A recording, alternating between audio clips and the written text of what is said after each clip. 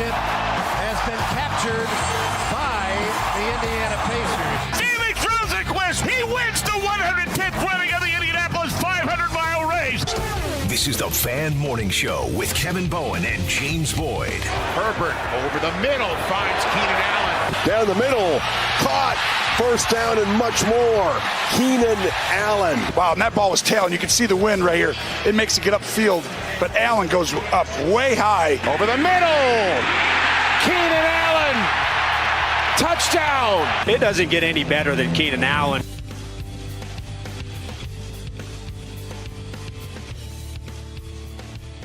Well, Mark, I was going to say, maybe the breaking news sounder. I know it sounds weird at 7 o'clock in the morning, but I guess that's what happens when you see the news late last night, maybe into the wee hours of Tuesday morning. I don't know, James, ESPN. I don't even know who to credit first. I guess I'll go with ESPN. Reportedly, 1 year, just north of $8 million, up to $8 million for 34-year-old wideout Keenan Allen and the Indianapolis Colts. The longtime, secret is now happening. 3.5 weeks until the start of the regular season. 2 days left at the Droplight Grand Park campus. Keenan Allen is a member of the Indianapolis Colts. Good Tuesday morning to you, boys. How about that? Good morning to you as well. And to give you all the Cliff Notes version and how prepared everyone was for this, Kevin, I'm sure you probably had the same thing. I had a pre-write, so I had a pre-written article on the team signing Keenan Allen, and that had to be in the hopper for about a month or so. And I finally went to bed at a reasonable time yesterday and missed this, so I woke up to my own story being posted without me. Yeah, the folder that I had it in, as I'm looking at my documents right now, because I try to just splice everything out each week. Yeah. June 7th. So what is today? Oh, dang. So you had yours way, way, way before mine. August 18th. Yeah. So, 2 months of dust. Yeah. And change. I just went back through it last week after the joint practice with the Patriots because I was thinking, that might have confirmed my thoughts. But I know you were all over this last night as a little bit of a night owl. Mark, your thoughts? I love it. I saw it. Saw it right after the PCA walk-off homer against the White Sox. I was like, there we go, Colts. You did what we needed you to do. You got a veteran wide receiver who I think still has plenty left in the tank. I think he'll be a nice safety valve for Daniel Jones. I love that signing. This from Evan Sherrill, the best-smelling human being in Indianapolis. Keenan Allen, baby, Super Bowl confirmed. That's kind of optimism we lead here on this Tuesday morning. Yeah, we had talked a lot about it yesterday.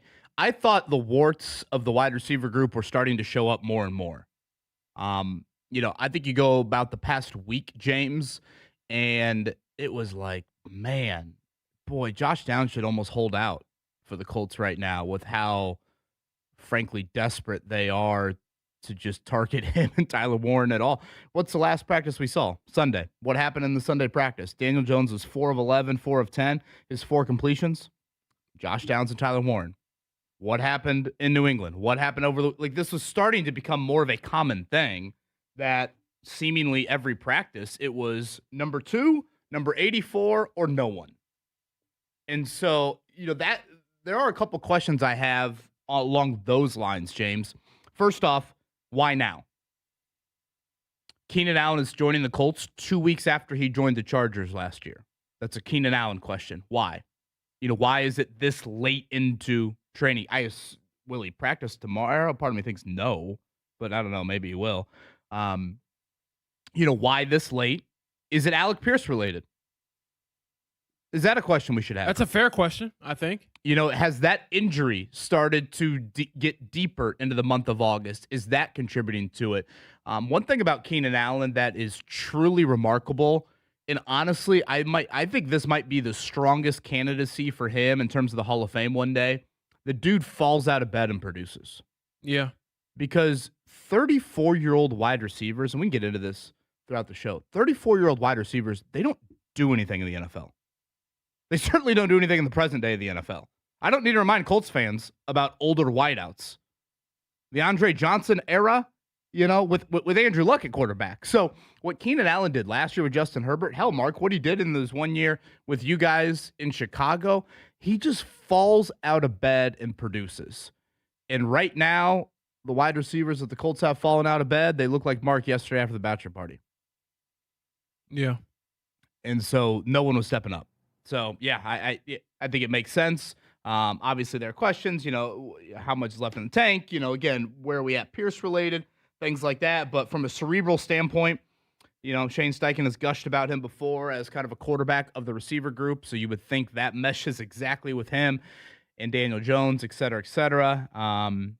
Yeah, I think on all those fronts, you do check those boxes. Yeah, absolutely. And I get that there could be viewed in some perspective that he overlaps his skill set with Josh Downs the most. Like, what does it mean for Josh Downs? Because Keenan Allen is a short area kind of expert when it comes to getting open in that part of the field. But I go back to just the whole idea of what's the downside. If the downside is, okay, this 34-year-old receiver might finally fall off a cliff and not really produce, then so what?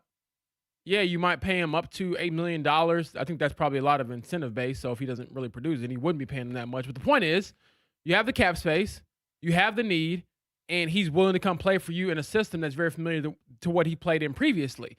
So all that in mind, if it doesn't work out, at least you can say you did something. I think the idea of just kind of sitting here and doing nothing was never really one that I was on the side of.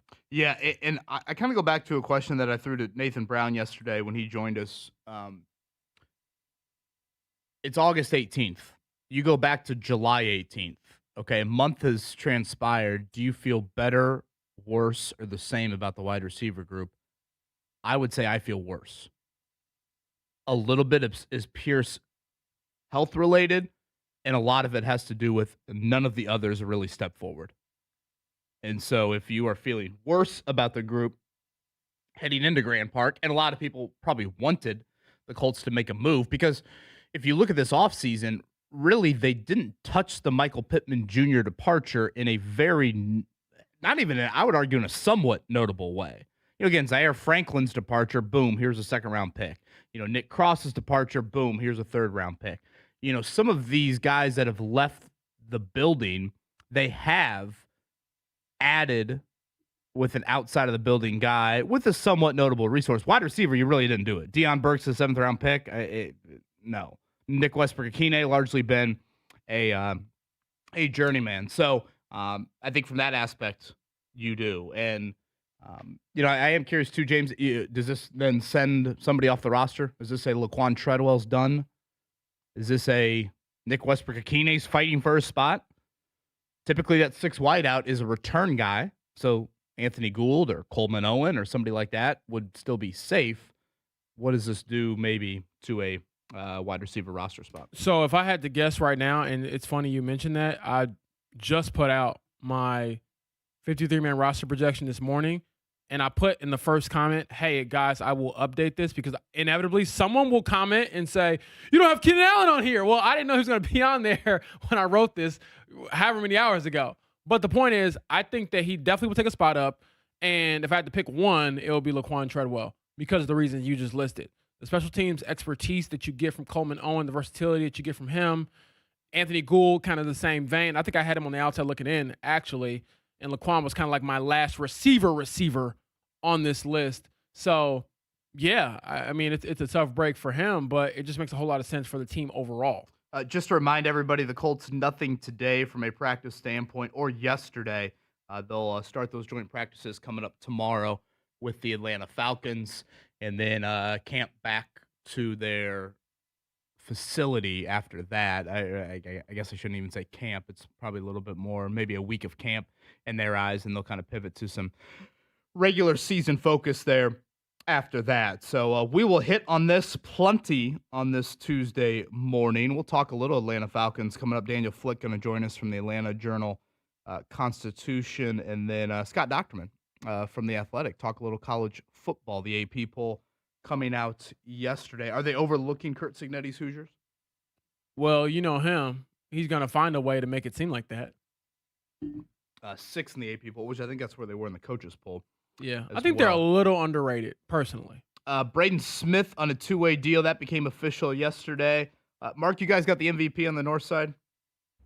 Sure is playing like it. He's right there with Shohei, I would say. Pretty impressive last night from Mr. PCA. First pitch home run, last pitch home run. Pretty good. Speaking of tonight, the Fever back in action. The Toronto Tempo, 9.5-point favorite. James, the Tempo stink, right? I have to check WNBA standings to see, but yeah, their name is not one that comes up when I'm thinking about this. Yeah, they're 10-23, so this should be a win for the Fever. But at the same time, you don't want to take anything for granted. You got to go out there and still compete. So you're looking at this game not at the opponent, but where you are in the standings, if that makes a little more sense, because, again, you're only a half game back of that 3 seed trailing the Las Vegas Aces. Tempo have lost 10 in a row. Their last win, July 12th. So I would say. Oh, you know what team I was getting confused with? Portland. I'm sorry. I was thinking of the 2 expansion teams this year. Yeah, Portland is much better. My bad, y'all. Yeah, Portland's in the 9 spot. They're also under 500, but they're not as bad. But yeah, this should be a win for the Fever. And again, you're playing for the standings, not necessarily the opponent right in front of you. So that is 7 o'clock coming up tonight. They'll be at Dallas, at New York the rest of this week. Again, it's a 5-game road trip here for the Fever. A ton to get to on this Tuesday morning, and boy, I love to see the sun outside. Hopefully it is here to stay, and hopefully the rest of the week looks like this on many, many fronts. So we got some news to get to in the wee hours of last night. It was Keenan Allen and the Colts. Much more on that. Kevin Bowen, James Boyd, and Mark Dykton right here, 93.5, 107.5 The Fan.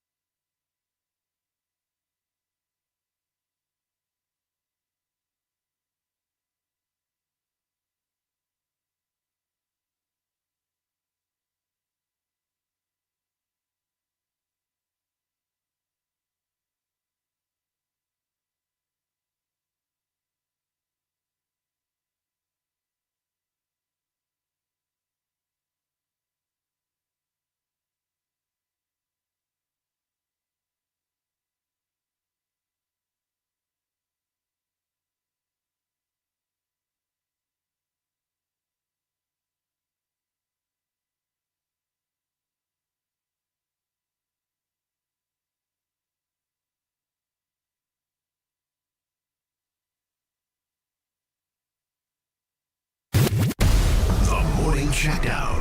Brought to you by Bet365 on 93.5 and 107.5 The Fan. Well, an off day for the Colts yesterday, off day today, but some news late last night. Reportedly a one-year deal for one Keenan Allen, incentive laden up to just north of $8 million.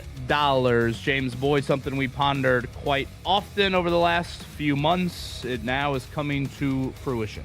Yes, it makes sense considering that Keenan Allen, even though he is 34, has produced year in and year out for a number of years now, and he has a great relationship with Shane Steichen, knows the offense, knows the system. You need help at wide receiver. You need depth at wide receiver.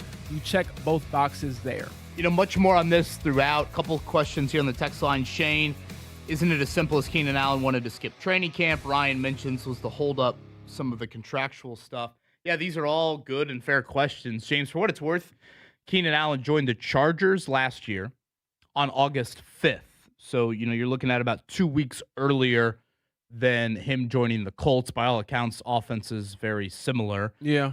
But yeah, that's kind of a question I have. You know, is this any sort of Alec Pierce related situation? If you look at some of the other veteran wideouts around the league, we have seen them, you know, Deebo Samuel, for example, joined the 49ers very early in camp. These are all questions that I think are fair, and I am curious about as well. We'll see. Do you have any hunch one way or the other if he's out there tomorrow?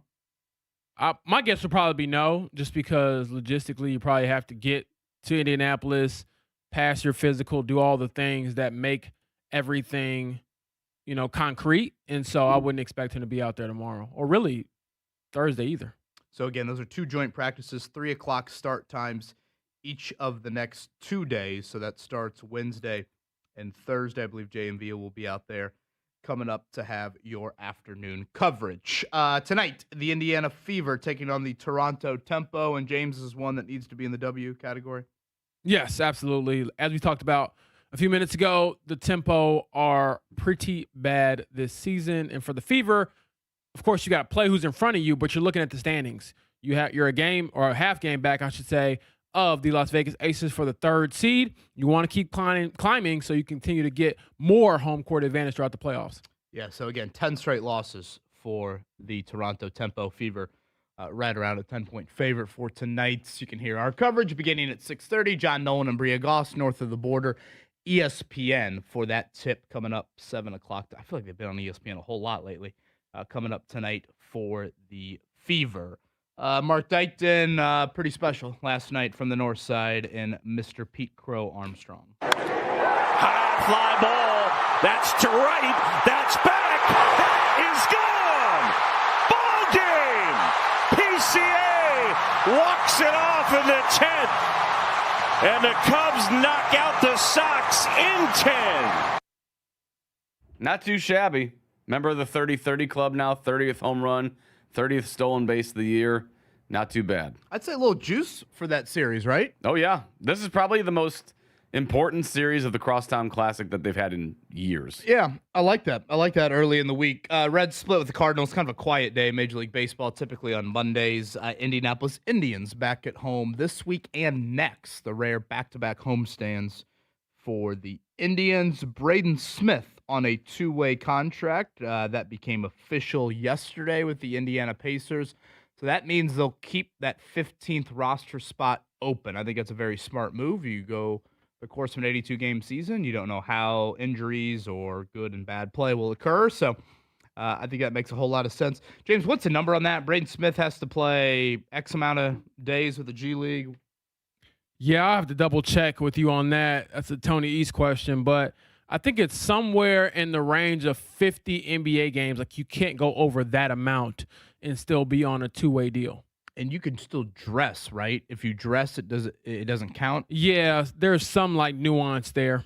So again, Braden Smith, obviously expect him a lot with the Noblesville Boom, but that became official yesterday. We're still a couple weeks away from Pacers training camp occurring. We had the Associated Press poll come out yesterday in the land of college football. We had the coaches poll come out a little bit earlier this month. Pretty standard to what we saw. Ohio State, Oregon, Georgia, Notre Dame, and Texas. That's your top five. Indiana, Miami, Texas A&M, Ole Miss, and Oklahoma, 6 through 10. You had no SEC team get a first-place vote.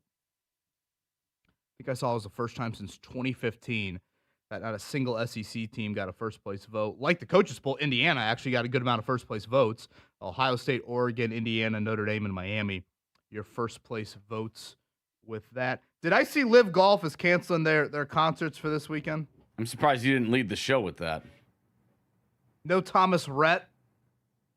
Is there a reason for this? Is that a sign of things to come or what? Oh, boy. Money. Come on now. I thought they were supposed to be people with endless money. That's the whole point of going there, right? Live Golf is folding like Mark Dykton about 1 a.m. on Saturday night this weekend. I powered through. Put some respect on my name. Sounds like this will be the finale. It is the finale. Live Golf even tweeted out and said, yeah, Michigan's not happening. Indy's wow. Yeah, canceled Michigan next week, the team event. You can hear the sadness in Kevin's voice. And when I say finale, I mean like the finale as we know Live Golf. As we've grown to,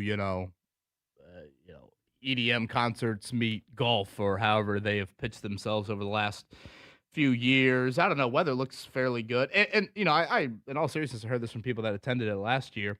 It was a fun experience, and, you will still get, well, at least I think, Bryson DeChambeau and John Rahm and company up there Thursday, Friday, Saturday, Sunday for Live Golf from Chatham Hills there in Westfield. But yeah, no Thomas Rhett and no DJ Disco Lines. Are you guys familiar with DJ Disco Lines? No. I'm definitely not. I'm assuming you're going to be out there, Kevin? Well, I part of me thought, Mark, you could play maybe Die a Happy Man. Isn't that a Thomas Rhett song? That could be fitting for Live Golf, Okay. right? Die Young by Kesha. Well, I was just trying to go with more of the Thomas Rhett Okay. feel to the... Well, I know if there's going to be a party as well for you, Dancing on the Grave. Oh, I see what you're saying, Mark. Mm-hmm.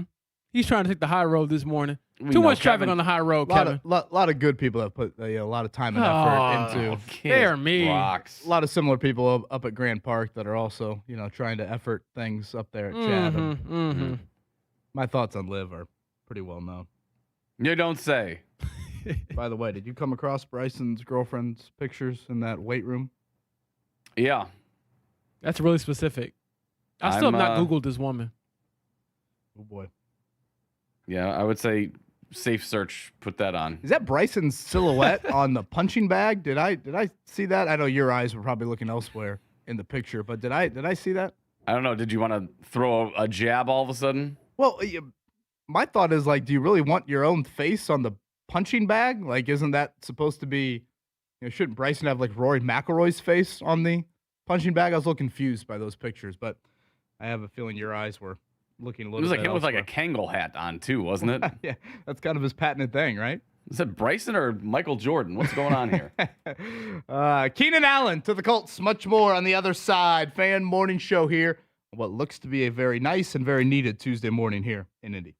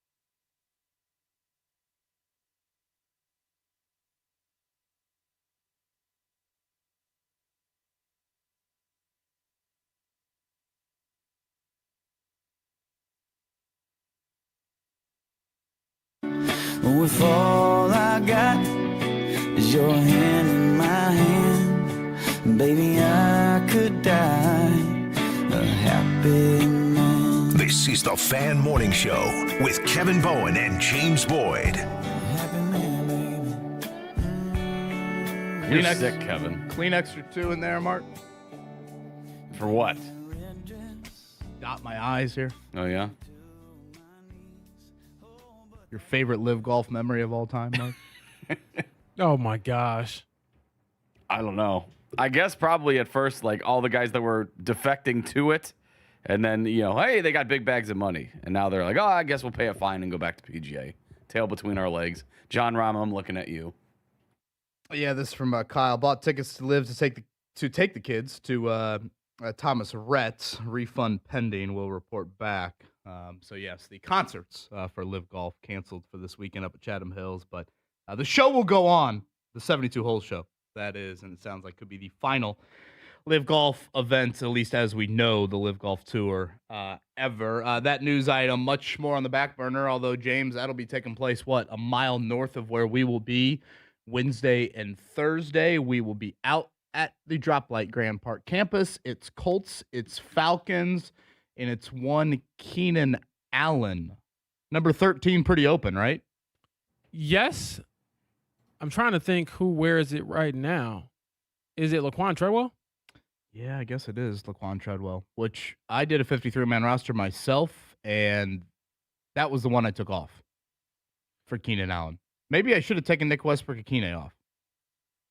Yeah, I'm starting to think like maybe Laquan offers a little more special teams. Right. As I'm thinking out loud with you here, that's my thought. And again, that 6th wideout, I still kind of viewed it as like a punt returner. Yeah. That's why I had Coleman on my initial 53-man roster projection just because of the punt return, kick return. Hey, somebody gets banged up in the slide, he can go in there and help you out a little bit.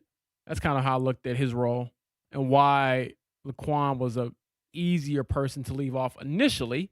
But now the calculus has changed a little bit because Keenan Allen, third and Keenan, is headed to a stadium near you. 12 years with the Chargers. The one interruption was 2024 with the Chicago Bears. Mark Jim in the YouTube chat wanted to know your thoughts on the 1 year Keenan Allen spent with Caleb Williams and the Bears. I loved it. I liked the trade that they got him, and then I liked what he did for Caleb as he was developing into a quarterback. Was that his rookie year? Yes. Yeah. So he had him, DJ Moore, Roma Dunze and everything. But yeah, Keenan Allen was a good safety net for Caleb. If he got in trouble or maybe the routes just weren't downfield, he could always check it down to 13. And Keenan Allen, fantastic route runner, great possession guy, worked the sidelines, outstanding. So yeah, the fact that he was doing it there for Caleb and he can go right back to LA and get it done with Justin Herbert, I think he still has plenty left in the tank, and I think he'll be a great safety net for Shane Steichen and Daniel Jones in this season. Yeah, safety net is a I don't want to sound like that is like a backhanded compliment.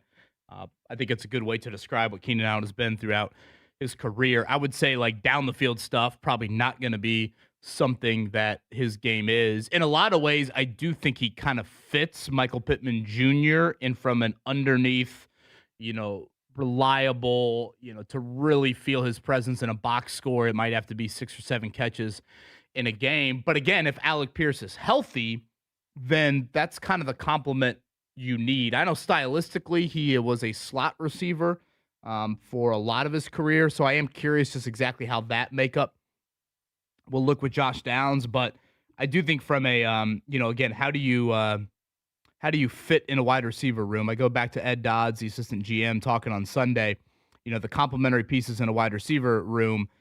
He likened it to a starting 5 in basketball. You don't want all power forwards. You don't want all point guards. You want a little bit of variety in there. I am kind of curious that, size-wise, he's much bigger than Josh Downs, but how he's kind of made his hay, especially lately in the NFL, it is kind of as a slot receiver, is a little bit more of an underneath guy. So I think that'll be interesting to watch unfold. Yeah, definitely. And this is where I think you trust the ingenuity of Shane Steichen. He is, in my opinion, one of the better play callers in the NFL. So I get that despite having the redundant tendencies between Josh Downs and Tyler Warren or Keenan Allen, still you trust your play call to make it work. And you trust somebody who's worked with this person previously to help him have good seasons. And I get that those 7 years they spent together were a while back, but at the same time, it's still, in my opinion, worth taking a flyer on because Keenan Allen is not the regular 34-year-old. He has produced at a pretty good rate over the last decade or so, even as he's aged. And I think the one funny stat I found, Kevin, is that despite not having like over 1,000 yards in, I want to say a couple of seasons now, he's had over 120 targets in each of the last 3 seasons.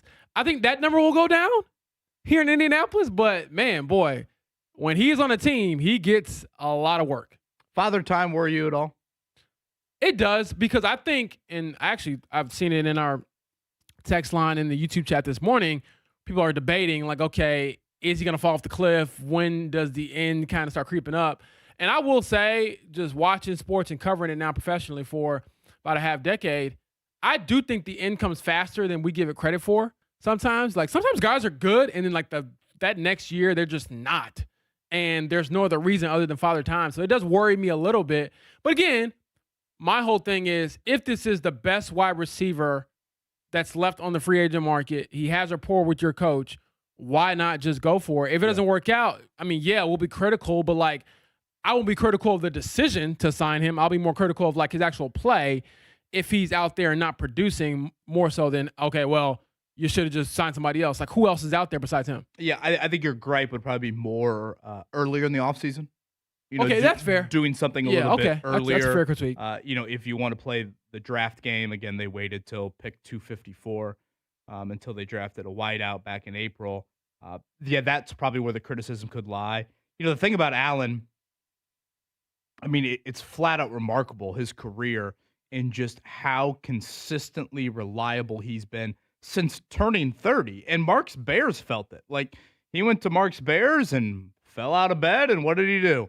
70-some catches, 700-some yards. He goes back to the Chargers last year. What does he do? Falls out of bed, 70-some catches, 700 yards. Like, every single year, he's done that. Now the question becomes, all right, as he nears 35 years old. I looked this up back, you know, this is now several months ago. You know, you and I both, James, have probably had the Keenan Allen article sitting there getting dust on it for a couple months. But if you look at the NFL over the last 3 years, there's only one wideout, 34 years or older, that has had 200 receiving yards in a season. 200. Now, how many games do they play nowadays in the NFL? 17. 200 yards across 17 games ain't very good. Narrator's voice. But if you look at the league, Adam Thielen is the only one in the last 3 years that has done that. Now, Keenan Allen would say, that's crazy. You just don't see wide receivers. Wait, say that again for the listeners, because I think that is quite the stat. In the last 3 years, Adam Thielen is the only wide receiver in the NFL, 34 or older, to have more than 200 yards receiving. That is crazy to me. I did not know the drop-off was that steep. Now, again, Colts fans would be like, well, yeah, I'm holding my hand up in the air because I remember when Andre Johnson got here. And, you know, who did Andre Johnson have as his quarterback? Andrew Luck. You know, it's not like you were coming here and all of a sudden, you know, you were handed. No, skip that. If I'm Andrew, if I'm Andre, I'm saying, hey, this guy's a scrub compared to me. I'm a Hall of Famer. I was going to say, Andre Johnson might say, have you seen my quarterbacks in Houston that I had to play with? So, you know, that I think is, now, again, to Allen's point, I think he has probably made a lot of his hay in the NFL off of just an innate feel as a wideout. You know, he's a third-round pick from, you know, years ago. He's got a bit of a kind of a quarterback feel to, I think, how he plays the receiver position. I think he will fit very well alongside Shane Steichen's mind and Daniel Jones's mind. And again, Allen would be one that looks at that stat and says, okay, just wait for me to get to that age. Because look what I did at age 30. Look what I did at 31. Look what I did at 32. Look what I did when I joined the Bears at 33. Even a change of scenery didn't change things for me. So he's basically saying, I'm the LeBron of this. You just trust me. I'm going to produce. Boy, I hate to throw anybody into that category, but yes. Seriously. I mean, he will be a Hall of Fame candidate based off – he's kind of the Frank Gore of wide receivers. That's a good way to put it. Because I don't know if I ever put him as like he's the not the best Calvin receiver Johnson. in the league. Yeah. He's not Calvin Johnson. But he's produced, like you said, every single year. Which, to go on a little tangent for a second, I do think that should matter for Hall of Fame candidacy. I think in a league like football especially, where the longevity, what's the acronym? NFL. Not for long. Not for long. In a league that's not for long, if you show up annually and you consistently produce into your 30s, that to me is notable. And so that's kind of Allen. You know, one day when he gets debated for Canton, Ohio, that will be him. It's different than whatever, Marvin Harrison or Calvin Johnson or some of these other wideouts. He didn't have necessarily the 3 or 4, all-pro first-team type of years. But, again, he just falls out of bed and gets it done. Well, respectfully, I agree with you, but until we get 87 in the Hall of Fame, I'm not trying to hear about any other receiver. Well, Keenan Allen just pushed his clock back another year with this. He did. And I think Chad he's had going to be it. climbing the stat line, too, because he's right there. He's going to probably be in the mid-20s by the end of the season. Yeah, I've got it right here. Let me double-check that. He currently ranks 13th in NFL history in catches, 33rd in yards. So, that will – and obviously he'll climb, you would think, significantly, assuming he does what he's done throughout his career. Yeah, I saw that Mike Chappell put it out there last night. I think he's 16 catches away from tying or passing Reggie Wayne. So imagine joining that sort of receiver room with that guy leading it. And also, I put this in my story. Reggie's like, hey, Keenan, you got to go play gunner, man. We can't be having you playing wideout for us. Yeah, I put this in my story when I was in REM sleep. So this got shared without me. But he has more catches, receiving yards, and touchdowns than the entire rest of the receiving room on this roster combined. Oh, wow. Like, yeah, that's pretty crazy. And if you can add a guy like that, I say why not? One thing with Pierce and James, it might just be Keenan Allen wanted to enjoy vacation a little bit. Hell, he might have been on Mark's bachelor party over the weekend. Maybe he just wanted to enjoy the month of August a little bit longer. Maybe the kids don't go back to school quite early out there, and he said, you know what? I don't want to join a training camp early. But my question for him, whenever we do chat with him, why now? Because if you look at him last year with the Chargers, he joined them in training camp. Yeah. August 5th, I believe, is when he signed with the Chargers. That's a couple weeks earlier. Was this, I'm going to milk every last penny out of the Colts? Did the Colts look at the last week and say, okay, at the start of training camp, we thought that Alec Pierce would be back within the first week or two. Now we're, 4 weeks, 3 weeks plus into training camp. Alec Pierce is not going to practice, it sounds like, in any of the 13. So the Pierce's injury situation has gotten worse. And if you watch practice for the last week or so, and James, I think you can vouch for the one in Foxborough, I can certainly vouch for all the ones here in Westfield, the wide receiver warts have shown up more and more. It is literally Josh Downs, Tyler Warren, or nobody for Daniel Jones. So, those two things have started to bubble to the surface. As much as Keenan Allen maybe have said, you know what? I'm good, guys.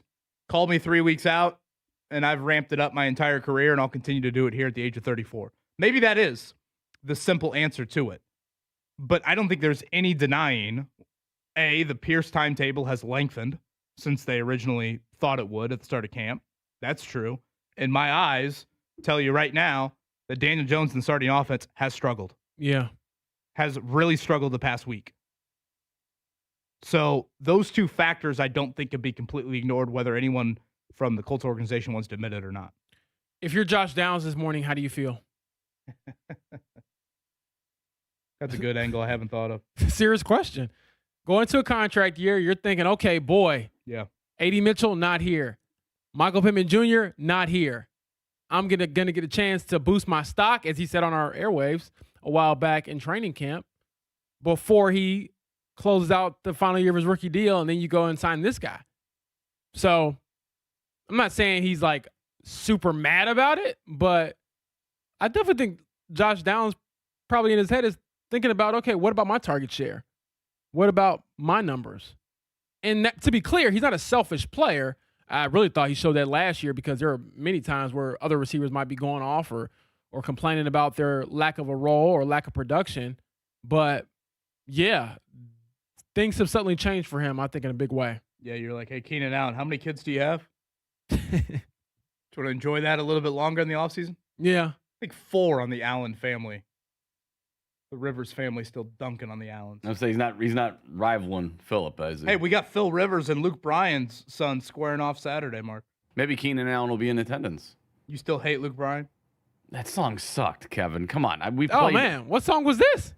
Oh, remember when he played it last week? He was out. He was out that day. That was Christian dialing up. I'll find it. So Saturday on ESPN, James, it's Rivers, Gunner Rivers. Right. St. Michael Catholic, is that what their team is? They play this team from Tennessee on ESPN. I think it's ESPN2 maybe. That has Luke Bryan's son as the starting quarterback. Okay. And I brought that up. And, I mean, you would have thought I brought up Aaron Rodgers. Dang. It's that bad, Mark? Mark just I'm dialing it up now. I'll play dunked it for you. all over Luke Bryan. You hate Thomas Rhett as much as you hate Luke Bryan? And this is purely off of just the musical aspect. Who was filling in? Who was Nick agreeing with you, Mark? Say it again. Was Nick agreeing with you? Yes, he was agreeing. Dang. It's Hold that on. bad? Let me get through the YouTube ads. It can't be that bad. Nothing is as bad as Vegemite, so. Again, Colts nothing today. They'll be back out there coming up tomorrow and Thursday, 3 o'clock start times with the Atlanta Falcons each of the next 2 days. And we'll see if Keenan Allen is a participant in any of those practices here. So How every day would go. Wake up, coffee, camo, climb tree, wet line, 18 fish hunt, golf drink, all fall, all spring, all summer. Mark, This is naming things. Mark, you were singing that on hole 7 of the bachelor party over the it weekend. sounds like Let's be any other honest. country song to me. That is literally listing like the country song, like Well, not everybody can be the McAfee album. stereotypic thing. Well, jeez, I saw some reviews of that thing. Not great. I have that not given it a song listen stinks yet. to high heaven. Dang. Drink, fish, coffee, camp. Come on, you're just like naming a grocery list. Is that not what you do when you do those things? I don't know. You got to bring it a little stronger than that, Mr. Luke. I think I'm kind of with James. I think that's a lot of country music lyrics right there. Yeah. You know, and if all of a sudden you were on a boat, you'd be jamming out to that thing. That's like if you asked AI to make a generic country song, that'd be what that popped out. That's not the No. lead into College Game Day in the second hour coming up No. here in Jelly Rolls, I'm sure, got a new jam coming. a few weeks. Fever and Toronto Tempo tonight. They're going to play, 7 o'clock tip on ESPN. Our pregame coverage will begin at 6:30. I asked Tony Hughes that question yesterday, James. To me right now, Minnesota, the Lynx, they're in a tier by themselves. Yeah. I'm putting the Fever atop of tier 2. I get they're the 4 seed right now, but I think with how they've played lately, I think they're the top of tier 2. So give me your. Got to put the Aces. Been there, done that. Okay. As much as Golden State hasn't been there, done that, and maybe it's because they have the Fever's number. Their defense is amazing. I know. I think I have to put Golden State there. Part of me kind of wants to put the Liberty, but still, I don't know if I'm going to go there. I might just leave it to those 3. I think that's fair. The Fever have played some of the best basketball in the WNBA over the last month or so, and they're a scary team right now. I don't think anybody really wants to see them because their offensive output is just really, really hard to match up with. I also think that they're a good matchup-based team for the Aces. I think that Aaliyah Boston really gives Asia Wilson a hard time whenever they're squaring off against each other. So, yeah, I don't hate that assessment at all. And I keep saying it, at least the last couple of shows, when we talk about MVP, Caitlin Clark needs to be mentioned. And if they catch the Aces in the standings, I know the betting odds are in favor of Asia Wilson, but some things need to start shifting. And I also want to give credit to Olivia Miles out in Minnesota. Got the Lynx to the number 1 seed right now, but the things we're seeing Caitlin Clark do are not normal. She just makes them look normal. Yeah, I think it's very well said. Mark, are we back up and running our fantasy football league? We're back, baby. 12-team league, PPR. I've signed up. I believe you at least have the link. I don't know if you've signed up yet. That leaves 10 spots Oh, boy, it available. sounds like last year. Oh, Well, why don't you step in the league and see what my team name is? Oh boy, what's this going to be? Bryson's girlfriend or something like that? We've got some spots to give away, don't we, over the coming days and weeks? I believe so. Had a good time. Every year we've done this. It's always been fun. We usually do the draft live, which we can discuss that off air when we want to do it. But I assumed it would be the Tuesday before the season actually starts. So preseason is put to bed, and we're right around the corner from games actually counting. But we can figure that out as we go along. Well, I'm feeling in a good mood here at the end of this 7 o'clock hour on this Tuesday morning. How about on the text line, 317-239-1070, if you'd like to participate in our show, Fantasy Football League. We'll do a live draft at 9 a.m., probably week of, right, Mark? We usually do that the week of. Yeah, and so games start Wednesday this year. So yeah, maybe that Tuesday or Wednesday. Yeah. We do our live draft in the 9 a.m. hour. We multitask a little bit here. What should the texter send in? Luke Bryan?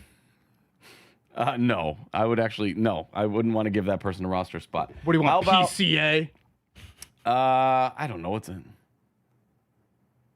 Just write Keenan Allen. Say Keenan Allen in all caps. A lot more letters than I was going for. It's fine. Keenan Allen in all caps. That's all what caps. You want? First one to do that. Keenan Allen. A-N, James Boyd. K-E-E-N-A-N. There you go. Mr. Allen there. Keenan Allen in all caps for our Fantasy Football League. Did you venture to see my team name there? I'm looking right now. Hold on. I was all of a sudden getting bombarded by text messages. We'll chat a little Atlanta Falcons coming up. Daniel Flick going to join us at 8:30. Scott Docterman, college football right around the corner. The AP poll came out. Oh, God, Kevin, really? Yesterday. What? I saw the name. Did you see the acronym, too? No. Like the abbreviation. Can you share with the class? Is it appropriate for these airwaves? I don't see the abbreviation. Oh, I see what you wrote up, though. You probably had a good laugh while you did that, too, while you clicked save. I did chuckle. It's Mark's Backyard is what he's named it. Which could mean that's going a number of ways, actually. That's pretty good. Better than like Team Bowen or, whatever the generic ESPN. I know, mine's currently like Mark's magnificent team. It's like, we'll change They that. asked for the abbreviation for your team, pop Okay. that up on the box score or whatever. Oh, boy. 3 letters. You just put well, go ahead. I just put poo.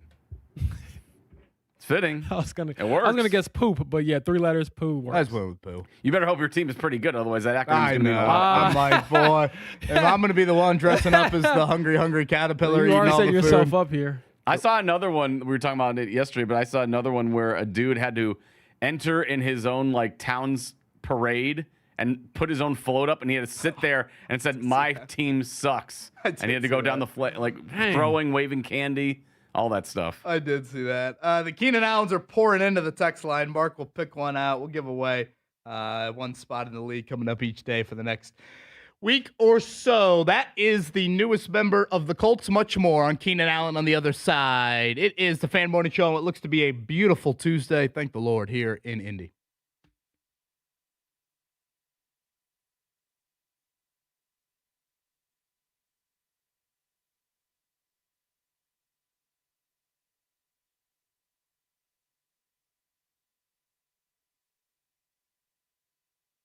Oh, yeah.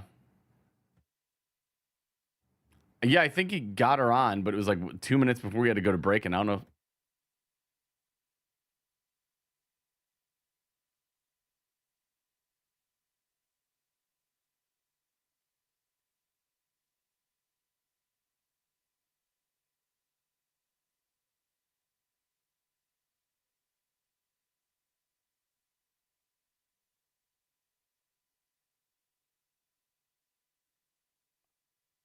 Galaxy Concrete Coatings. Boy, State Fair's got a lot of concrete. Maybe they need some help from Galaxy Concrete Coatings. I'd encourage them to go to galaxyconcretecoatings.com. That's indoor and outdoor concrete. Garages, basements, patios, porches, and sidewalks. That's where you can contact Galaxy Concrete Coatings. And first off, one thing I was curious about, how efficient of a process would this be? I assume it's quite the undertaking. We got a new sidewalk, new front porch, and Tyler and Preston were super efficient, in and out in about 24 hours. So you got to love that. Also, the manufacturers upgrade the warranty from 15 years to lifetime. So I had a couple listeners reach out here recently asking more about Galaxy Concrete Coatings. Told them to contact GalaxyConcreteCoatings.com. And again, it's indoor and outdoor concrete. Garages, basements, patios, porches, and sidewalks. It's the best in the business right here in Indy. GalaxyConcreteCoatings.com.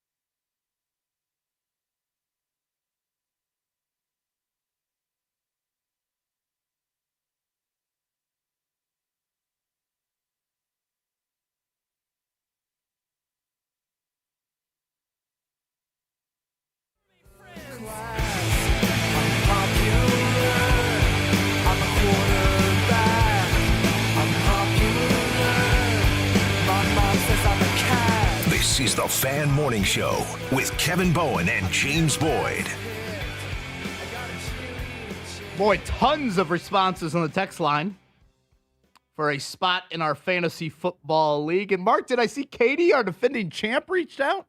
I saw, yeah, I got to dig through the mountain of text responses we got, but I believe the defending champ should get a spot. James Boyd, you got to have the defending champ back, right? Got to. You're the champ until you're dethroned. So, Katie, welcome back. Mark will pick another person. Everyone wants to be in my backyard. That's what I've decided. That seems to be the reason. Easy now. Grab a chair, Watch your feet. Let's enjoy ourselves. Grab a chair that makes sure you're very high up in the air, to say the least, in that one. We'll give away some spots in the Fantasy Football League coming up each of the next couple of weeks. I was trying to transition from that to Keenan Allen. I don't know how to.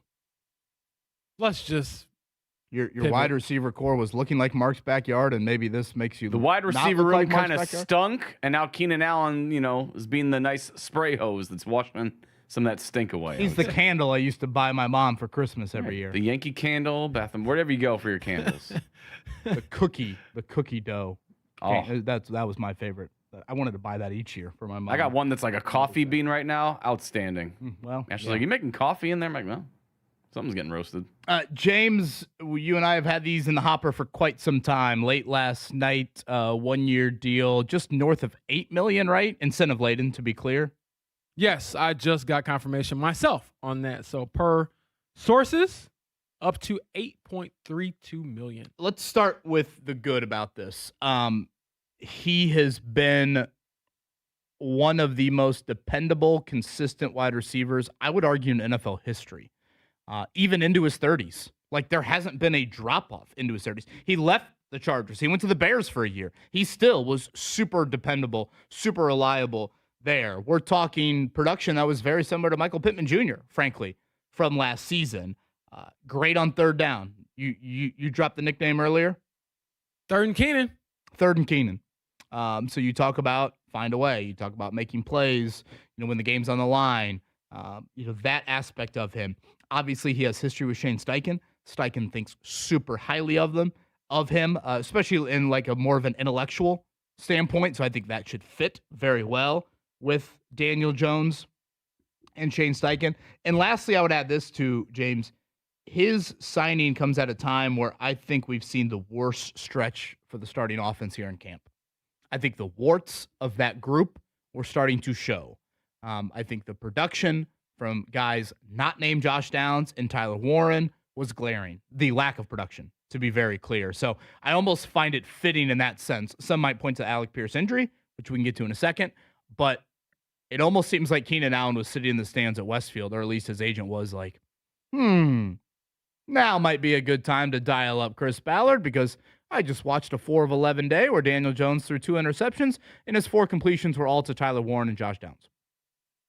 Yeah, I think that's probably the best way to look at it. And also, I get that he's older, but he probably was trying to figure out, okay, how much money can I ask for? What's a reasonable amount? We don't know what the base salary is quite yet, but we know what the incentives could be. Again, that could be up to $8.32 million, which is a nice piece of change for a guy who is in that age bracket. So, again, I keep saying it makes sense from the standpoint of you need depth in your receiver room. You probably want more experience in production. He gives you all of those things. If he falls off a cliff this year and doesn't produce, so what? At least took a swing on him. Yeah, I think your real gripe would be earlier in the offseason. Like, if you look at the list right now, James, go back to the 3 wide receivers they worked out over the weekend. Josh Reynolds, Traquan Smith, Equinemius St. Brown. And all those guys have how many catches combined over the last few years? I was going to say, I don't even know if it's 10. You have comparable NFL production here recently. Yeah, and he's not joking. Like, they haven't caught a pass, some of those guys, in a couple of years. Right. In an NFL game.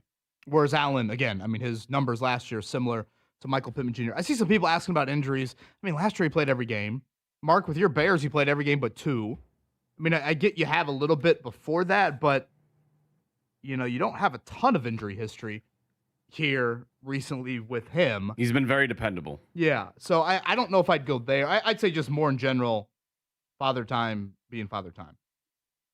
And I could throw out the stat again, James, but it's super rare to see guys even Allen's age producing in the NFL. Yeah, I'm looking at it here.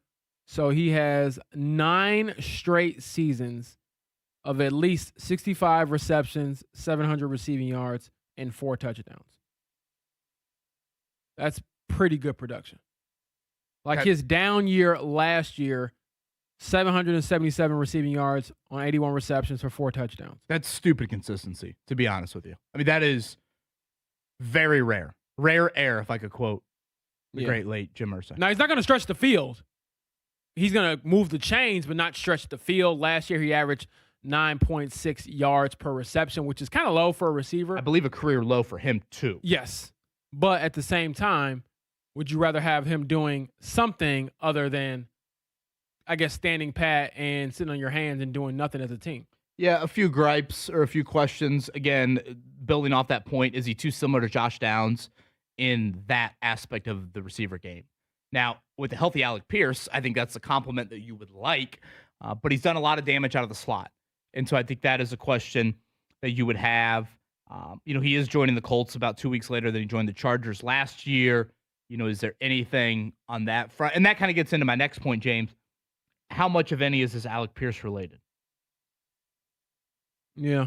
Because if we look at what has changed since the start of training camp, again, go back to what the question we asked Nathan Brown yesterday. Do you feel better, worse, or the same about the wide receiver group compared to where you were on opening day of camp? And if we go back to opening day of camp, James, Chris Ballard's words said Alec Pierce will be out 1 week to 2 weeks. And that was great news at the time. That has not happened.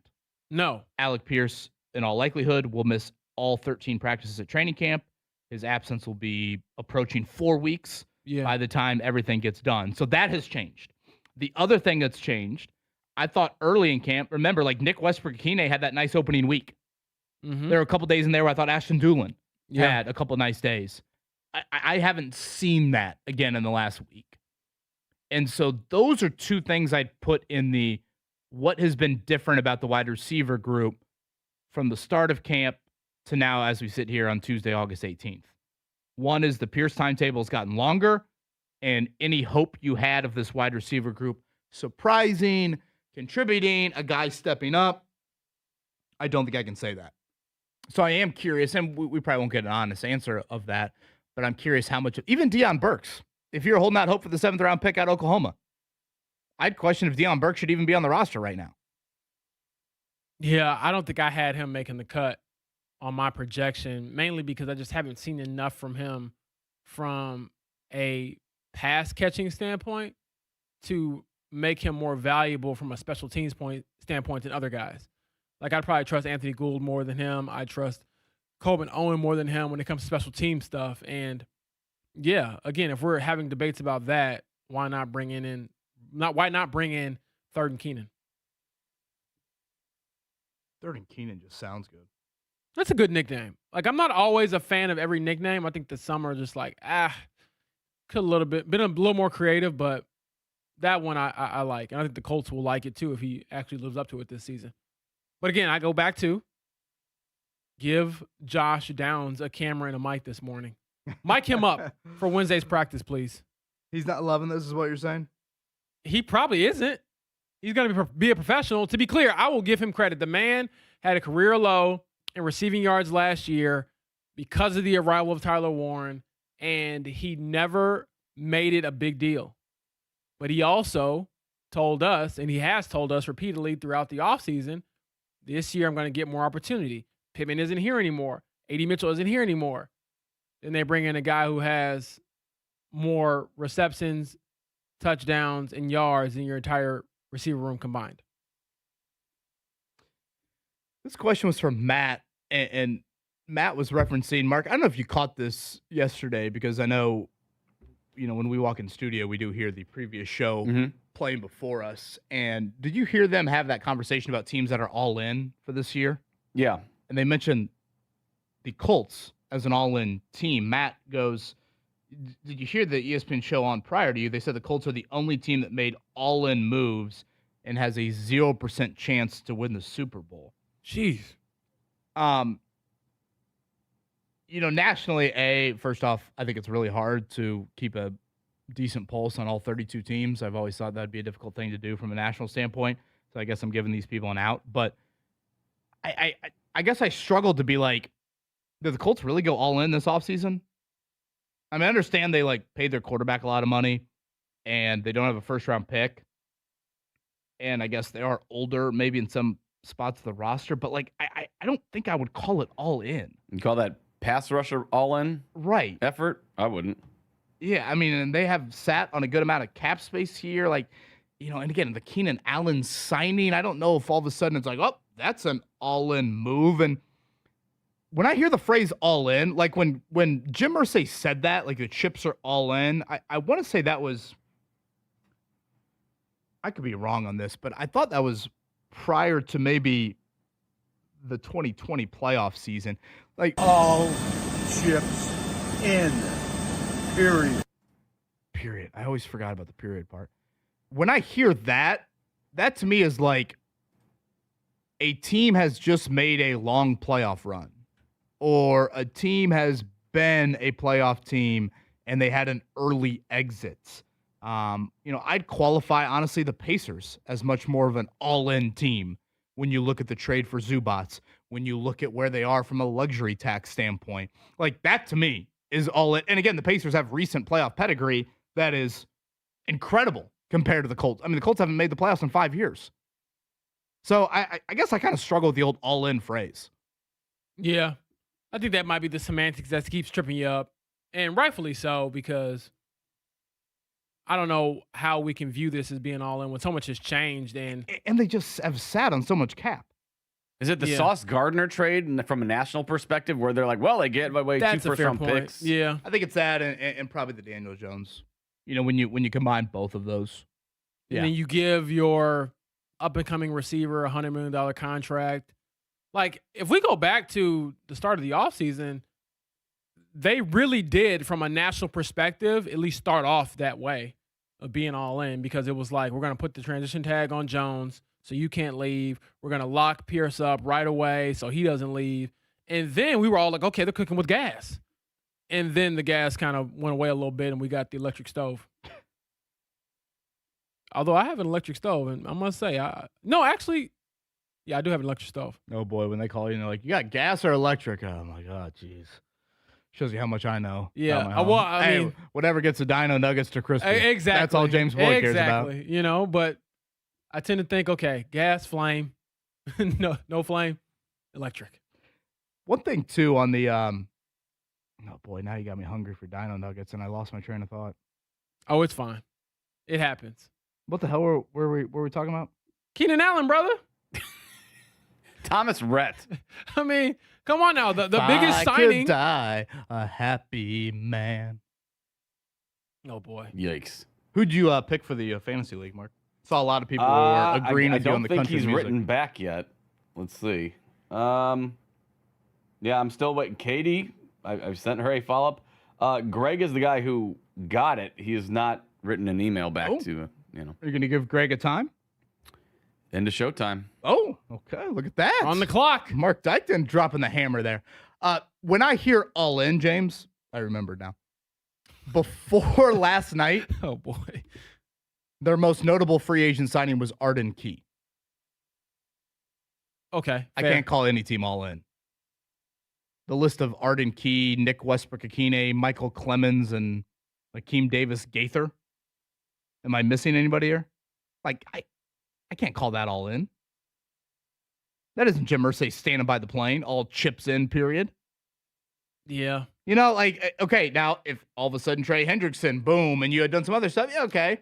Maybe I can listen to a little bit of that, but yeah, I can't reference that. And to Mark's point, I do think the Sauce Gardner trade plays into this so much. Little nerd thing, curious if the Keenan Allen move all of a sudden makes Ashton Dulin more of a special teamer.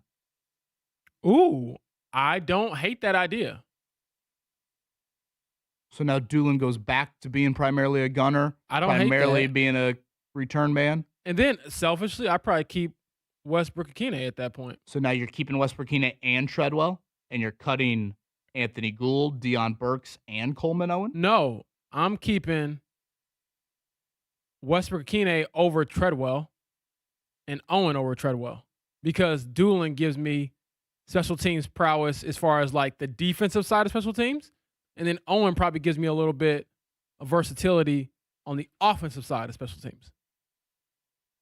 Yeah, and one thing, too, about Dulin, as much as he's been a kick returner, he hasn't really been a punt returner. Right. The punt returners we see in practice, hell, it's pretty much Coleman Owen every single time. Yeah. And then a little bit of Anthony Gould when healthy, currently out with a groin injury. And they do occasionally run Josh Downs back there. But again, that's break in case of emergency. I think Break that's glass in case of emergency. 3 minutes ago in a game too. You just need a guy to fair catch the ball, something like that. Yeah. Sort of thing there. So again, that was a thought I've had with that move from last night. Atlanta Falcons, they're in town coming up mañana. That is Kevin Stefanski. Michael Penix still has yet to advance to 11-on-11. It sounds like the Colts will do some 7-on-7 work with the Falcons each of the next 2 days. So Michael Penix will get that in. But if you're an IU fan looking for Michael Penix and are out there in Westfield, a little bit of an update on that. But we'll chat with Daniel Flick from the Atlanta Journal-Constitution. Also an IU grad. Shout out to the Indiana Daily student and Mr. Flick there. He'll join us coming up at 8:30. Scott Docterman talking college football at 9 o'clock. The AP poll is out. We'll share the results of that and much, much more in this morning checkdown. The Morning Checkdown, brought to you by Suave Men Refreshing Face and Body Wash on 93.5 and 107.5 The Fan. Mark, feel free to do a little dancing based off what your Northsiders did last night. Oh, okay. No problem there. Yeah, PCA taking us home to victory land. High fly ball. That's to right. That's back. That is gone. Ball game. PCA walks it off in the 10th. And the Cubs knock out the Sox in 10. I don't understand for the life of me why the White Sox were pitching to him. I don't know why. You had a base open in extras. Wouldn't you just walk him to first? What's the harm there? Instead, sitting with an L. And correct me if I'm wrong, weren't the Cubs down late in that one, Mark? Yeah, they were down late. They rallied and then tied it to send it to extras. White Sox had bases loaded in extras. 1 in the 9th, right, to tie it? Yes. White Sox had bases loaded in extras, couldn't get it done, and then PCA went to the plate with a man on second, and he smoked it to the right field. 30-30 season right there for Pete Crow Armstrong as he strengthens an MVP type of candidacy.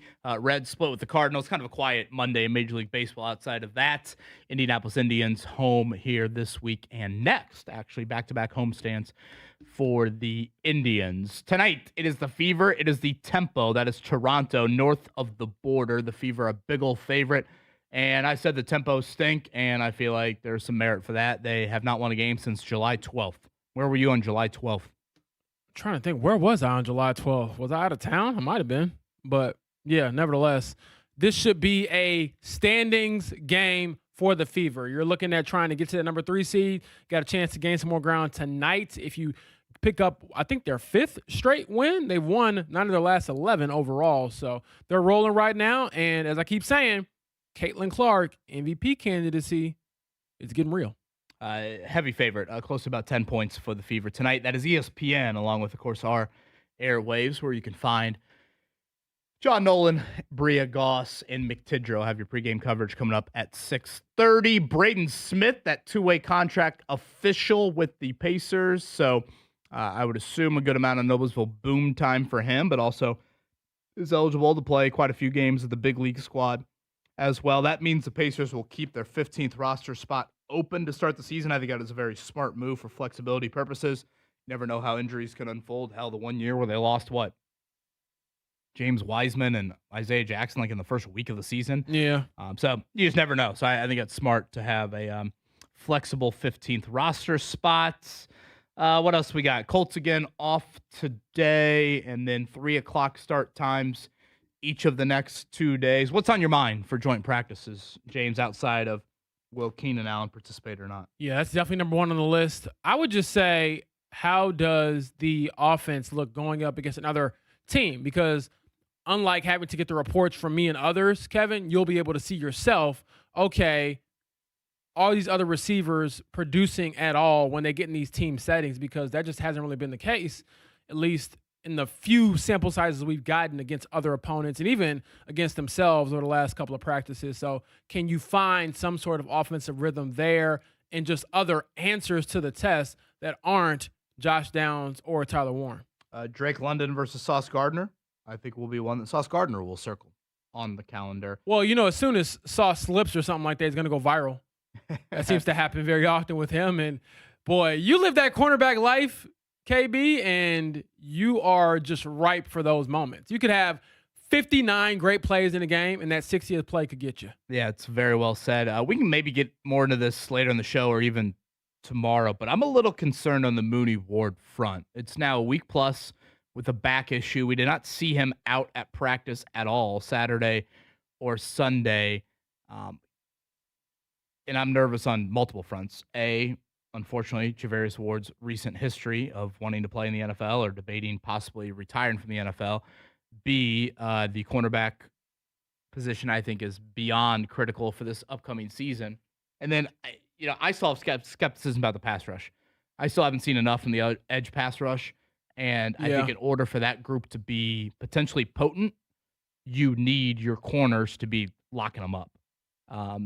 That's one that's a little bit more front burner for me here as we close out camp up in Westfield. Yesterday announced by Live Golf, they're going to be in Westfield, Chatham Hills, the location for that, coming up Thursday, Friday, Saturday, Sunday.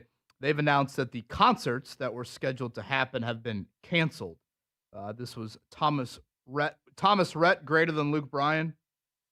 No, he doesn't have that horse crap song, so yeah, I would say so. Low bar is what you're saying for that. And then Disco Lines, not familiar with them at all. They were supposed to be playing on Saturday. They both have been, I guess, taken off the scheduled performance list here for the weekend. So for those that have not followed the Live Golf saga here over the past few months, Live Golf as we know it is about to end. They actually canceled their team event in Michigan for next week. There's been plenty of questions about will this weekend even happen here in Westfield, and it sounds like it will be the swan song for Live Golf as we know it. Which... If they need a concert, they just need like a single trumpet, don't they?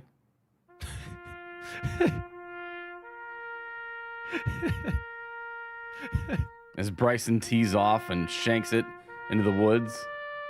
Well, I hope those woods don't have high heather. I was gonna say, are we keeping the grass high? Bryson the elephant stomping around in there. I thought you'd appreciate that. I still can't believe. Boy, Mark, I was wondering where you were going with that. Man, I still can't believe he thought he would get away with that.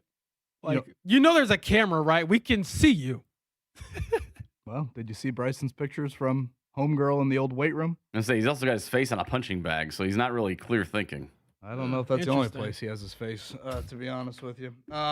I don't know if that's a smooth transition or not from there. Woo! I want to say, Mark ain't going to be the only one going to an HR meeting. That wasn't me. That was Mark. I'm gonna get AI took over my voice. I'm going to get a gold star for being the one person on the morning show who is appropriate. Did I hear Caleb Zuber was at the Cincinnati Open? Is this what I'm seeing on my TV right now? He did. He's a big tennis fan. I know that's always been kind of on a local sports bucket list for some people. They get some great stars down there in the Cincinnati Open as they get ready for the U.S. Open. They're coming up later this month. I see the Williams sisters playing together here as I believe an injury took them out of the Wimbledon doubles action. Atlanta Falcons in town Wednesday, Thursday. Daniel Flick to talk more about what should we expect from the Falcons. Keenan Allen is a Colt. Much more on all of it here on the other side. Fan Morning Show. Today's forecast from the Fox 59 Weather Authority. Today, we're finally going to see sunshine and dry conditions across central Indiana. We'll reach a high near 82 degrees this afternoon. Increasing clouds tonight and more humid with lows in the mid-60s. I am Fox 59 meteorologist Amber Hardwick for The Fan.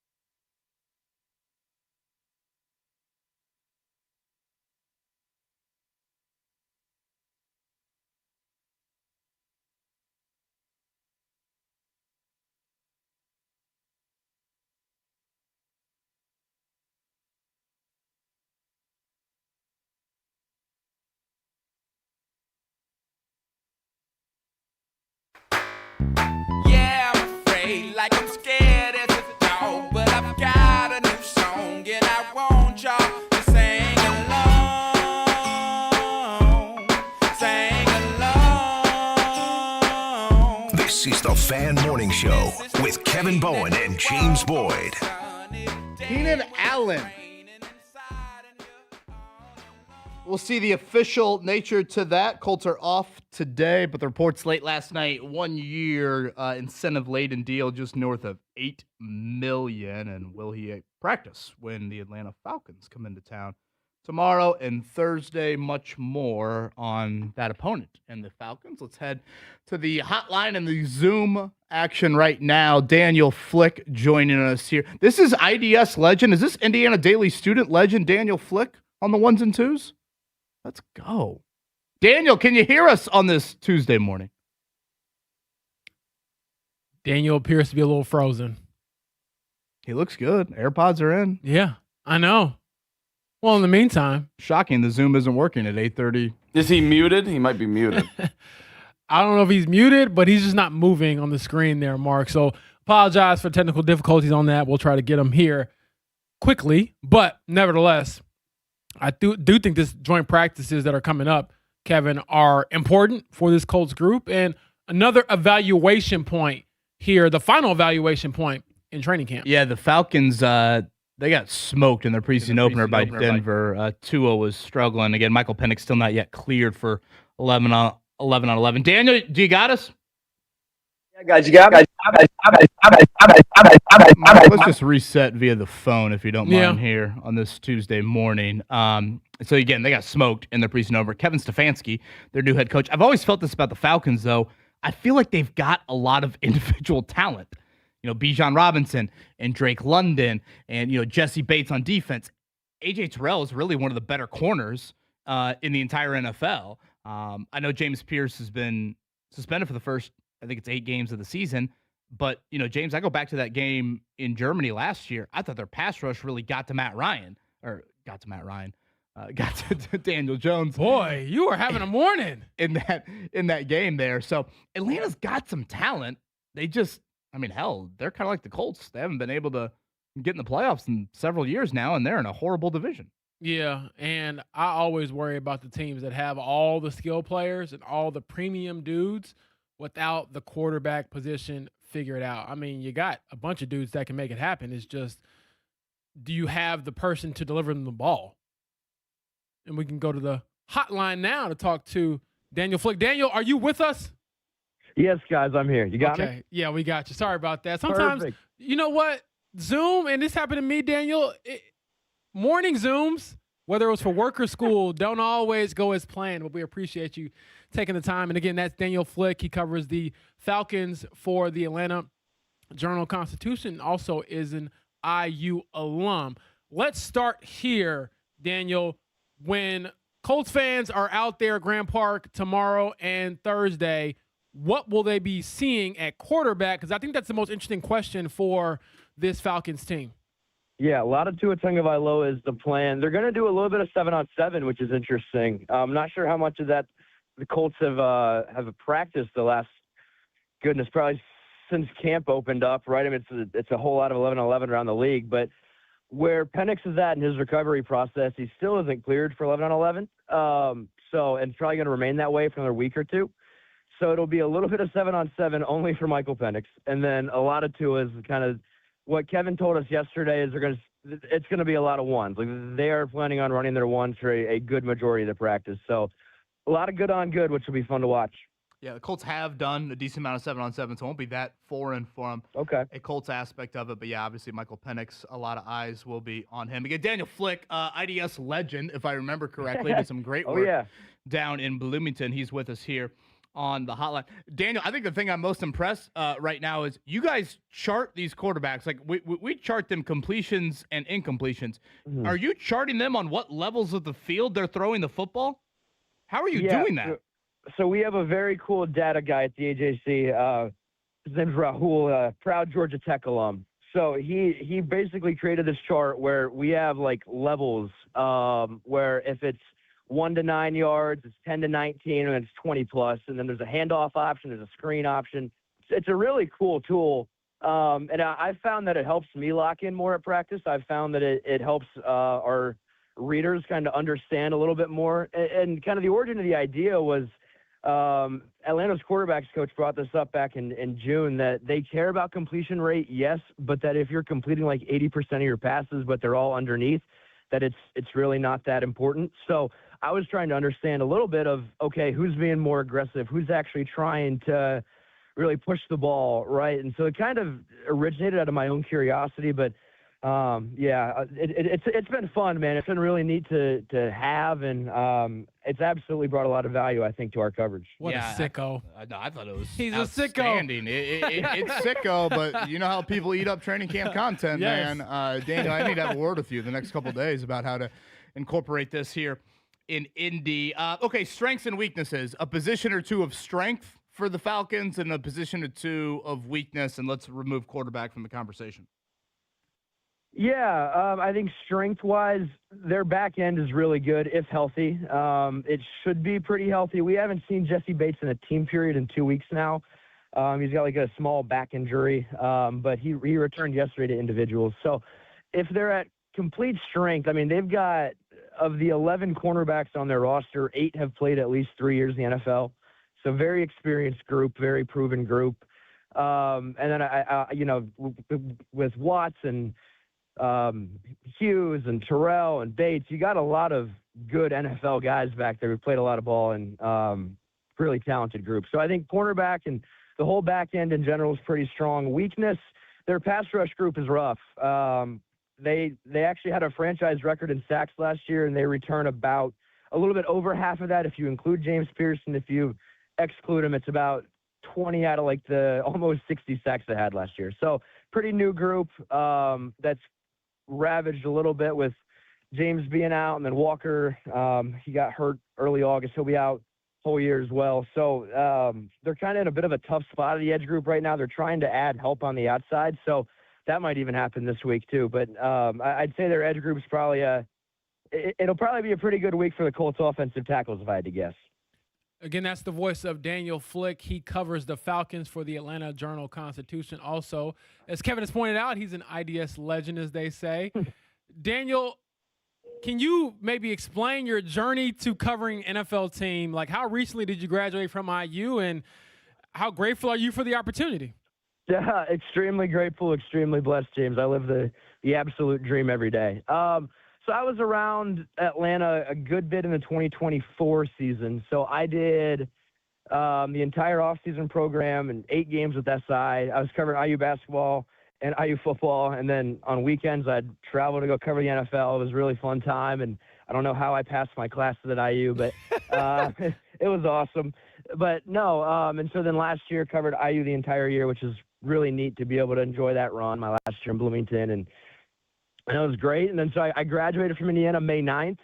I moved to Georgia May 10th, and I started at the AJC May 11th. So it all happened extremely fast. But you know what? A lot of my roommates were like Kelly kids who graduated and, had like a handful of months off and got to start in like August. So I'm like, man, this don't feel like work, dude. So I'm completely fine to start right away. So it was a whirlwind, and the break between OTAs, minicamp, and training camp was very much appreciated. But no, it's awesome, and I think it's really neat too because I'm only 22, but it's like I don't feel like I get looked down on or treated weird around here, and everybody here is incredibly kind and welcoming, and just really having a blast, man.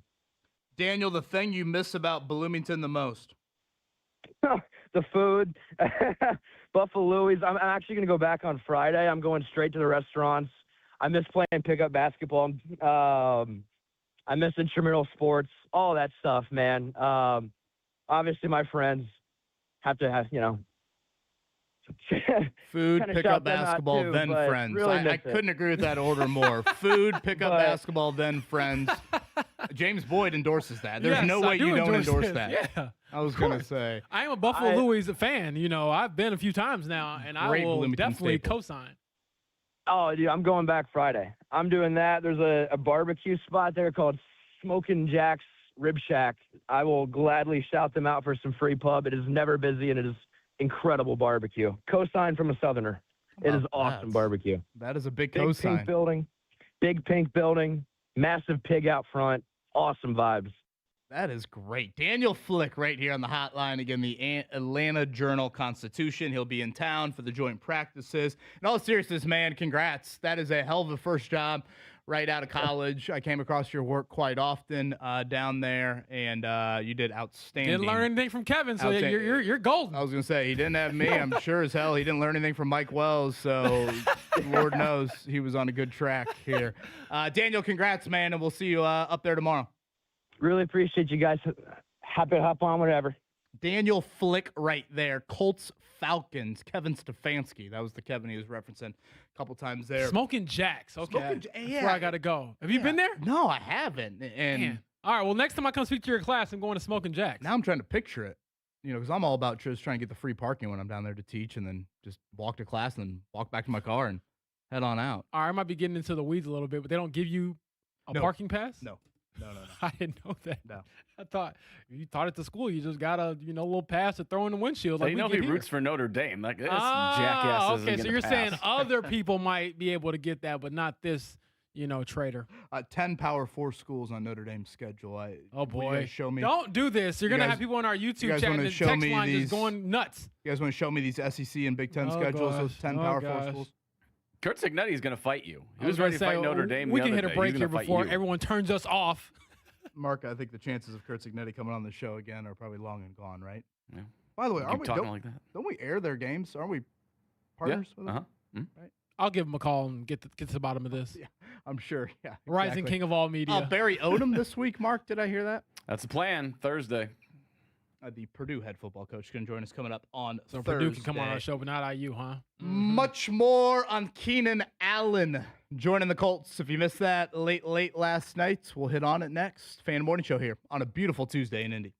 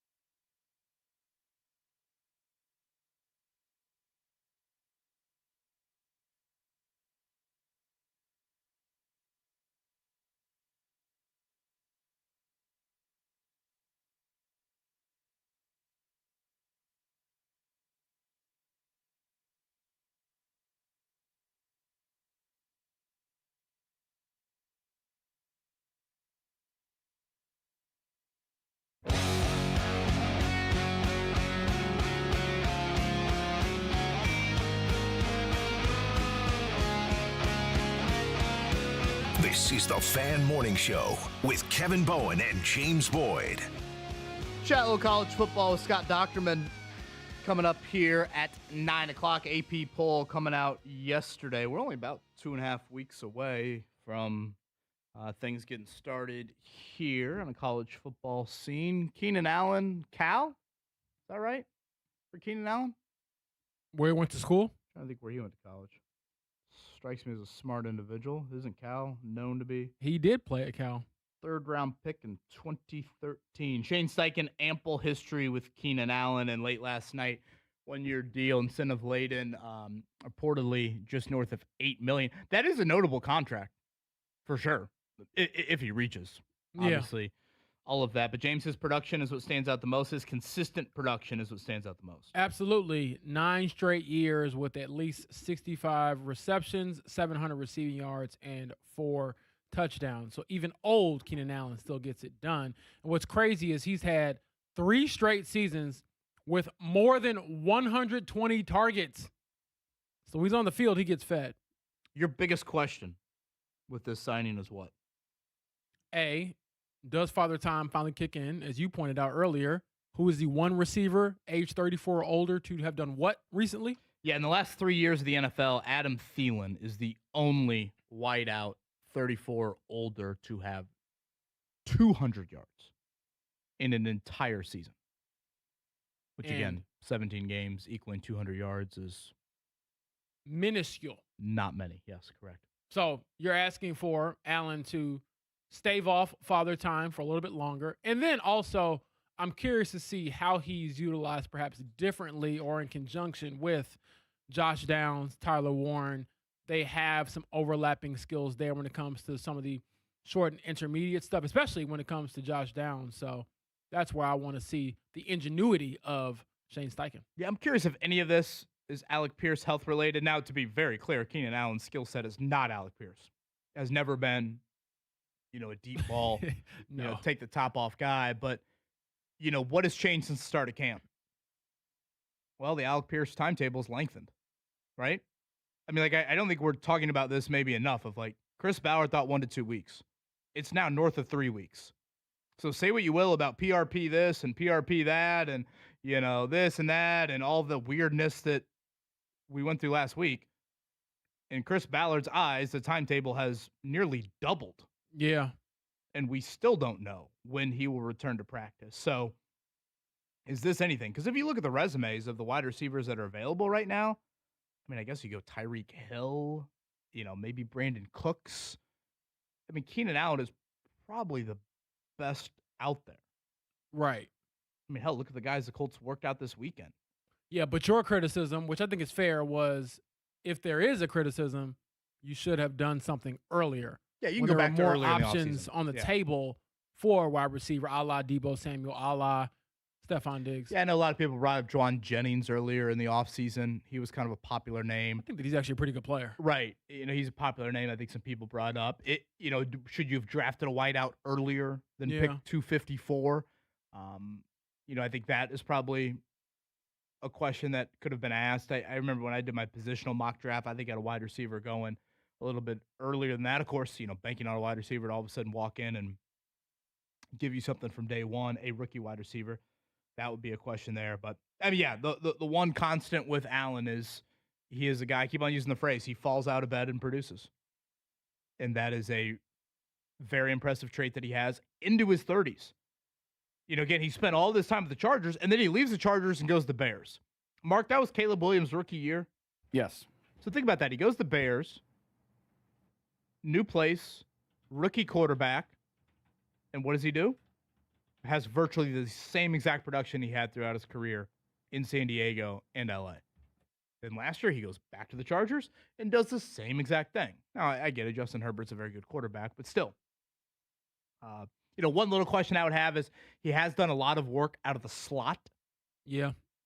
That's heavy Josh Downs, even a little bit of Tyler Warren. So in a way, James, he's similar to Michael Pittman Jr. in that he's a underneath target. He had his career low in yards per catch last season. He's an underneath guy. Part of me thinks the Colts kind of have that in Downs, right. Warren, a little bit there. So again, that would be a question I would have. But I mean, production, cerebral nature to his game, given everybody that's out there, I mean, it's hard to argue against any of that. We've got another veteran that could be heading out to Westfield right now. Did you see the news just coming out? Breaking news from 93.5 and 107.5 The Fan. Zadarius Smith coming out of retirement to join the Falcons. So he might be out there with Keenan Allen. How many people in their car are like, Mark, I thought you meant a Colts acquisition. No. The Falcons will be out there. What are you talking about? Breaking news. We rarely get breaking news. We get breaking news and someone's going to be out in Indy. Gotta break it. There's part of me that thought you were about to tease it for the next break. Can you imagine if you were to tease that for the next break? And it's Big a Falcons news, signing? boys. You don't want to go anywhere. Don't drop the kids off late to school. Do we actually see Allen practice in Westfield? I don't think so. Yeah, part of me thinks no. He'll be out there at least, though. Just probably not in sweats. Yeah, which is fine. I mean, he doesn't have to prove anything. He doesn't have to earn a spot. He's earned it over his decade-plus career now in the NFL. I'm still, to your point, Mark, about an edge rusher going to the Falcons. I'm still a little concerned about that group. Yeah, it's gone unaddressed for the most part. Yeah, and I know I brought this up earlier in the offseason, but if you look at the production of that group and how many games they've played, it's a bit jarring. Arden Key, starter, 30 sacks, 116 games played. And that's what, 1 sack every 4th game? Latu, 12 sacks, 33 games played. Michael Clemens, James, I'd probably call Michael Clemens maybe the first defensive lineman off the bench right now. I think he's ahead of Jalen Tuimoloau. Yes, I think that he's actually flashed a little bit. I just haven't seen really anything from Tuimoloau. 8 sacks for Clemens in 65 career games. That's 1 in about every 8th game. And Tuimoloau, 0 in his rookie season. So I just still, we debated D-end and wideout so much over the last few months. Yeah. Well, wideout just came last night. My question still is defensive end. And then again, you throw in the Mooney Ward back situation. To me, I'm like, okay, if you're healthy at corner, that can offset, I think, what you're lacking up front. Because those corners make the quarterbacks hold it a little bit more. Right. But now with Mooney Ward, if there's a question about him, what does that do to your pass rush? All of those. Mark, that was so cheap. Edge rusher coming to Westfield. So I thought it was worth bringing up. That was low. Boy, what do you mean? Yeah. You know what? People might actually jump you after the show, Mark, and I don't know if I'll help you. What were you thinking there, James? Well, I figured I knew where he was going because I saw the notification and I just let him have at it. Breaking news here. Edge rusher coming to Westfield. Probably going to be out there for joint practices. Probably want to get out there and see him. Zadarius Smith on the Falcons. This was like when Dallas Clark went into the Ring of Honor and people wanted to make the headline Colts honor Clark because they knew people click on it thinking it's Caitlin Clark, not Dallas Clark. That's what Mark just did. Oh gosh, I wasn't even following all that until you explained it. Yeah, that makes sense. Yeah, anything to put Caitlin Clark in a headline. There you go. Mark, that was pathetic. You're welcome. You guys are all up to date with the news. College football chatter. Scott Docterman going to join us next.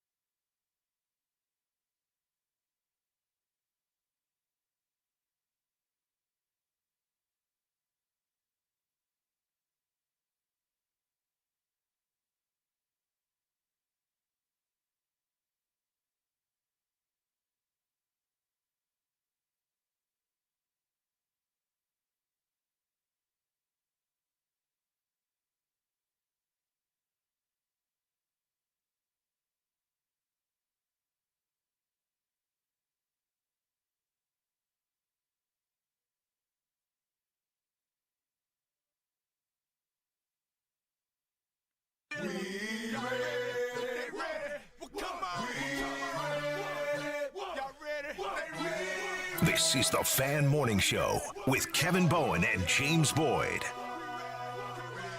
You almost think this song is kind of fitting.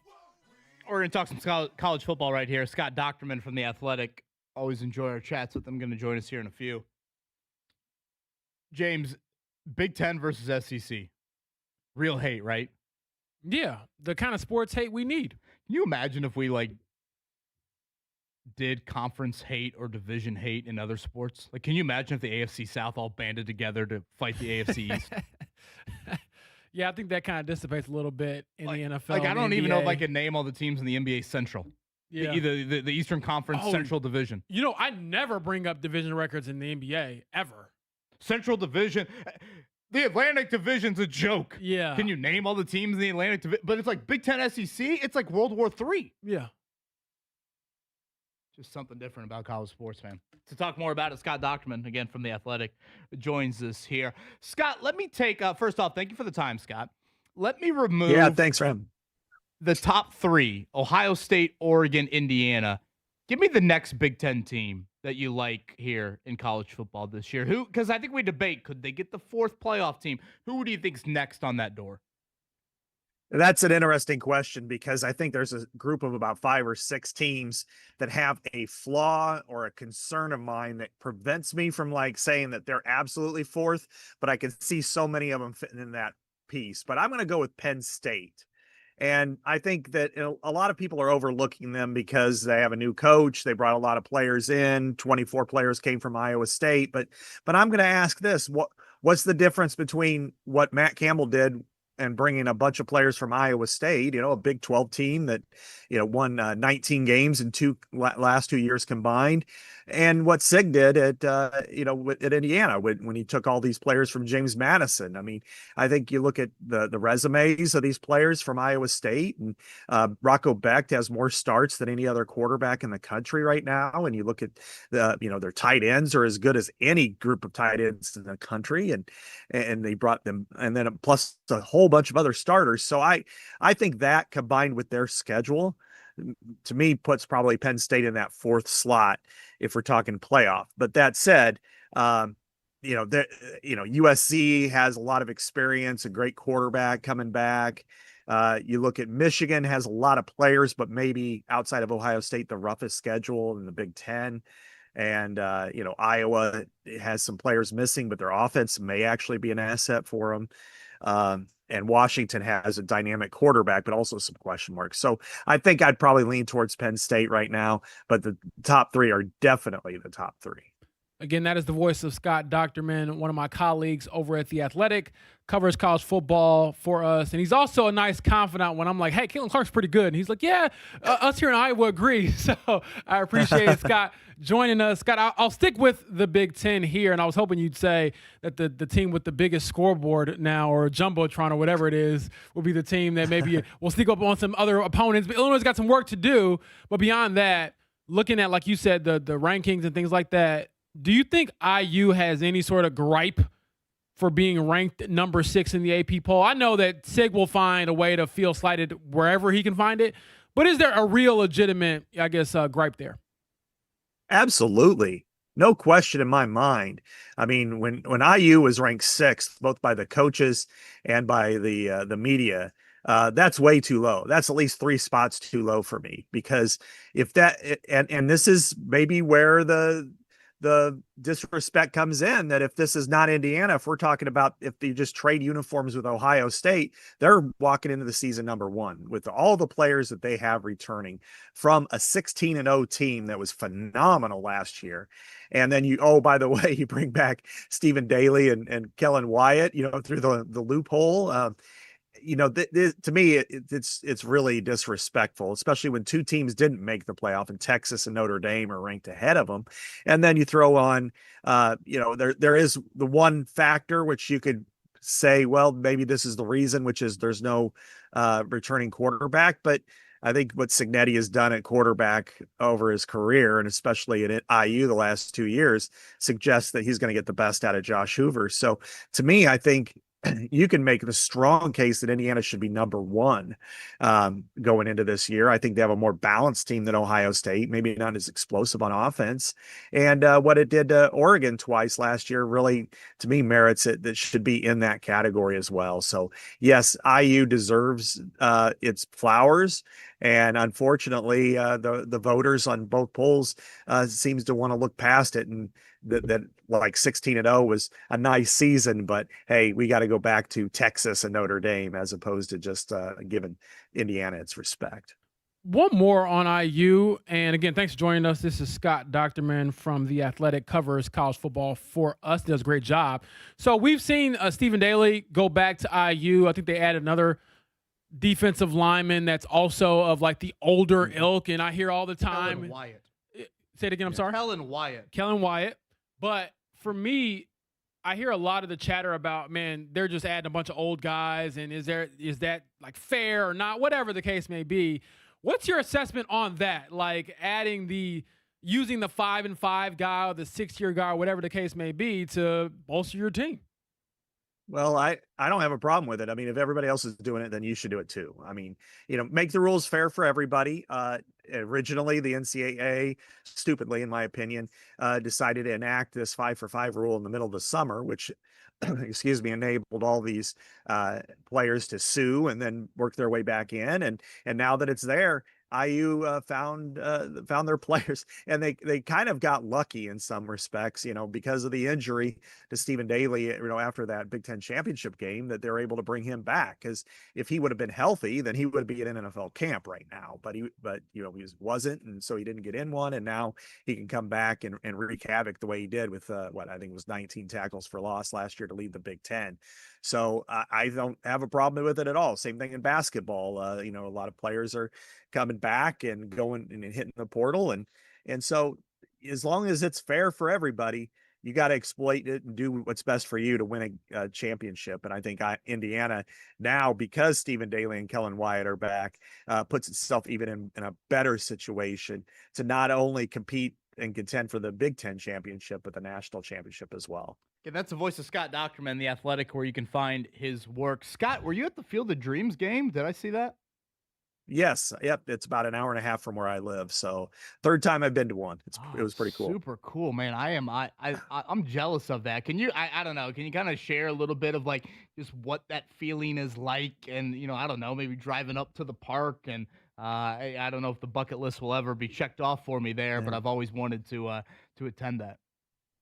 Yeah, it's pretty inauspicious because you're really, up until you get about a quarter of a mile away, even in the middle of these cornfields, you don't even notice the stadium. You don't notice the Field of Dreams set. And then when you get there, and of course, when you see the house and the set, the field from the movie, it's kind of magical. It's still kind of, you give these old feelings from when you're younger and watching the movie, and then actually seeing the stadium, which now, it used to be a makeshift stadium. The first two games were, and then they would just take it down. Now it's set in place, and it's just really neat. And then the ambiance of it, and having the corn in the background, and seeing everything, it was pretty cool. And I'm glad that they're coming back again next year. The Red Sox and Royals are doing this, and it's something to break up this season, because as we know, with Major League Baseball, 162 games, it's just a lot. It gets really repetitive this time of year. People have naturally moved on to the NFL or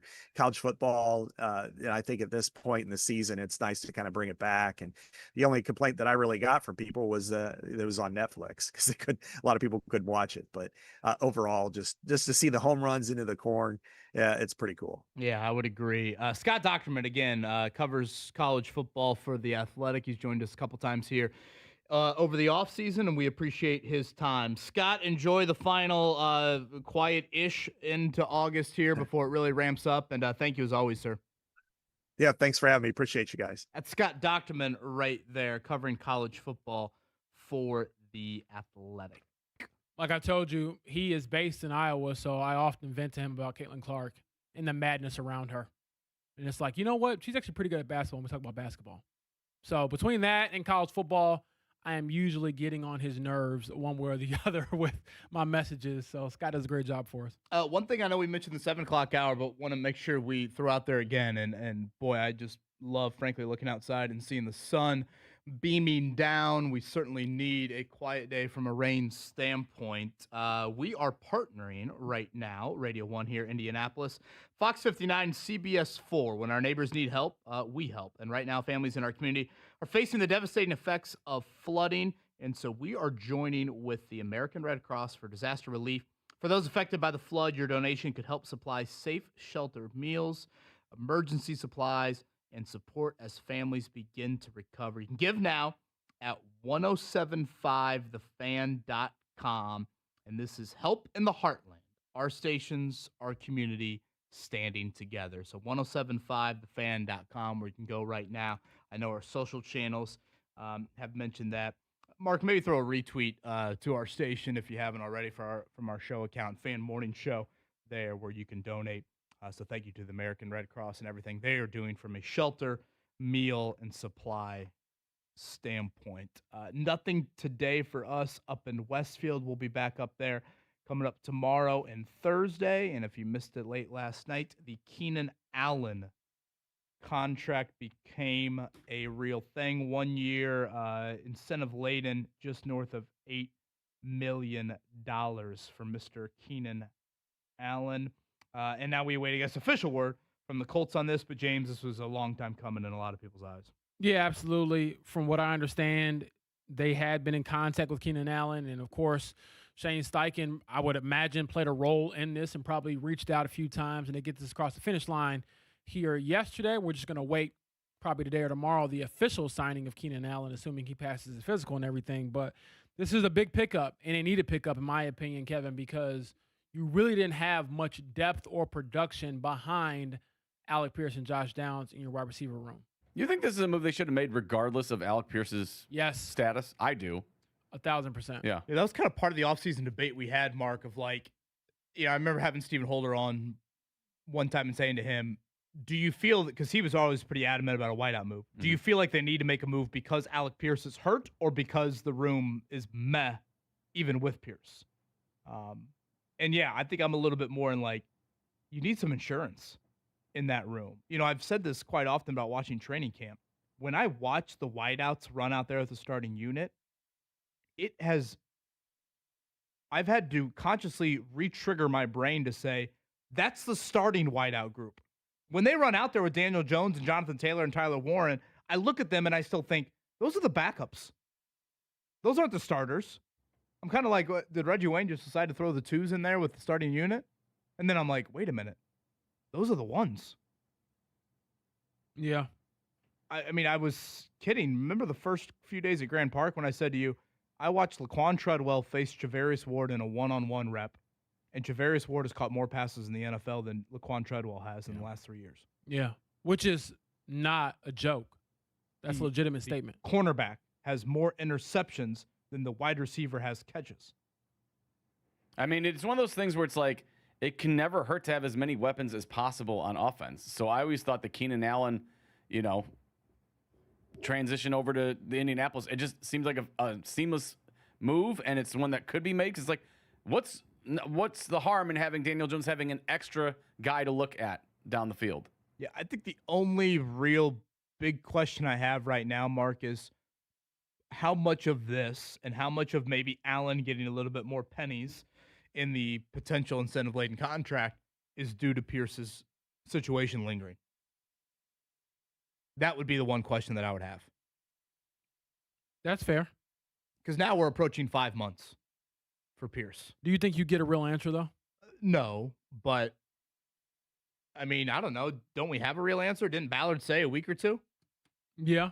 And now it's lengthening? But, I mean, I guess since then they've all said, well, we're still not worried about it. He's going to be ready. So. But it's concerning that Alec Pierce's timeline of 4 to 6 months, which was made however long ago now, is more realistic than the one that Ballard put on more recently. So it's like, well, did he have information that he thought was good that was like, yeah, I feel comfortable with this timeline? Because technically we're still in the Alec Pierce timeline. Yeah. So if Ballard hadn't given his timeline, we wouldn't be as concerned, I don't think. No, I think it's still just. I kind of agree with Mark on that. Like, I probably wouldn't be scrutinizing it as much. And that's Mark, we had that last week. Remember when James was in Foxborough and all this stuff started to simmer of PRP this, PRP that. And I'm like, and suddenly he's back on the field doing individual work. Like I'm not going to overreact too much because we're still in the Pierce timetable. Now, having said that, Ballard stated a timeline that we no longer are there with. And so that's where it's a bit confusing. I think one more thing to add on Pierce. Him as a wideout, if you look at even last year, remember how dumb that was when he got ejected from the final game of the season? I think that was the Caitlin Clark ejection the other day where they rescinded her technical foul. I think I had more contact at an 8th grade dance than Alec Pierce had at that official in Houston. If you look at late last season, remember when he was playing through ankle pain, that man was out there for like 95% of the snaps every single game. Yeah. Hell, I think he had one game late last season where he played every single offensive snap. You don't typically see wideouts do that. You do see even elite wideouts come to the sideline for some semblance of rest. A breather, yeah. Throughout the 4-quarter game. Pierce has never been that. And so now that's my new question for week 1. Assuming he's ready for week 1, my question becomes quantity, workload. How many of the home run balls are you throwing to him? Because it's such an asset to this offense. Such a coveted trait. So valuable. Even if you don't hit on it, just the threat. Just, oh, wow, there's number 14 over there. Kyle Hamilton, you can't go down in the box. You need to play over the top. Yeah. That aspect of the offense is so, and that's one thing Keenan Allen is not bringing, to be abundantly clear. Baltimore is not cheating the safety over the top. Keenan Allen can help you, but he's not bringing that aspect to it. Mark, let's go ahead and hit morning checkdown. The Morning Checkdown on 93.5 and 107.5 The Fan. Did the fantasy football dude ever respond? I've already messaged him again. I said, Greg, you got 40 minutes, bud. Whoa, man.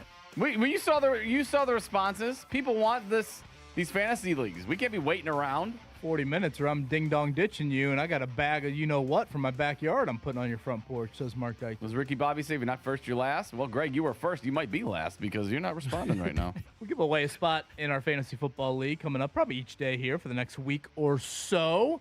What else we got here? I'll start with the Fever. Tonight, north of the border, it is at Toronto Tempo. They're not very good at basketball. They've lost 10 in a row. I think it's like 15 of 16. This should be a Fever W. Yes, this is a chance for the Fever to continue climbing in the standings. They're a half game back of the Aces for the 3 seed. And also, Caitlin Clark, quietly, or I should say loudly, over the last month or so, building her MVP case. If they catch the Aces in the standings, does that boost her up the list a little bit when it comes to the most prestigious individual award in the regular season? ESPN tonight, 7 o'clock. They are a heavy favorite in this one, right around 10 points. Mark, PCA doing PCA things last night? High fly ball. That's to right. That's back. That is gone. Ball game. PCA walks it off in the 10th. And the Cubs knock out the Sox in 10. It was beautiful. I jumped up. I think I woke one of the daughters up from bed. I was very happy. They had every opportunity that they blew that game. PCA, no, not on my watch. Good to see. My dad gave me the number 1 symbol this morning about PCA's walk-off. He's a Sox fan, by the way. Oh, which number 1? No, you know which one. The one I gave you the other day. Oh, yeah, I know. I saw that loud and clear. Reds split with the Cardinals last night. Kind of a quiet day in Major League Baseball. Indianapolis Indians homestands coming up each of the next 2 weeks as they close out the month of August. Speaking of closing things out, Wednesday and Thursday, we will be up in Westfield, Indiana. That is joint practice with the Atlanta Falcons. We chatted with Daniel Flick earlier from the Atlanta Journal-Constitution about the Falcons' strength in the secondary. Their pass rush a little banged up right now. Obviously, some elite skill players. Their quarterback position, definitely a question mark. Just to remind everybody, sounds like starters will not play for either side coming up on Saturday inside of Lucas Oil Stadium. Again, Riley Leonard will get the first half, Anthony Richardson the second half. Next week with the Lions, though, potentially a few more starters in the preseason game because there's no joint practices with Detroit coming up next week. Braden Smith on a two-way. Who else? Kobe Brown and Slauson? Jalen Slauson? Yes, right? I like Jalen Slauson. But yes, I did look up the rules. Kevin, I was correct earlier. No surprise there.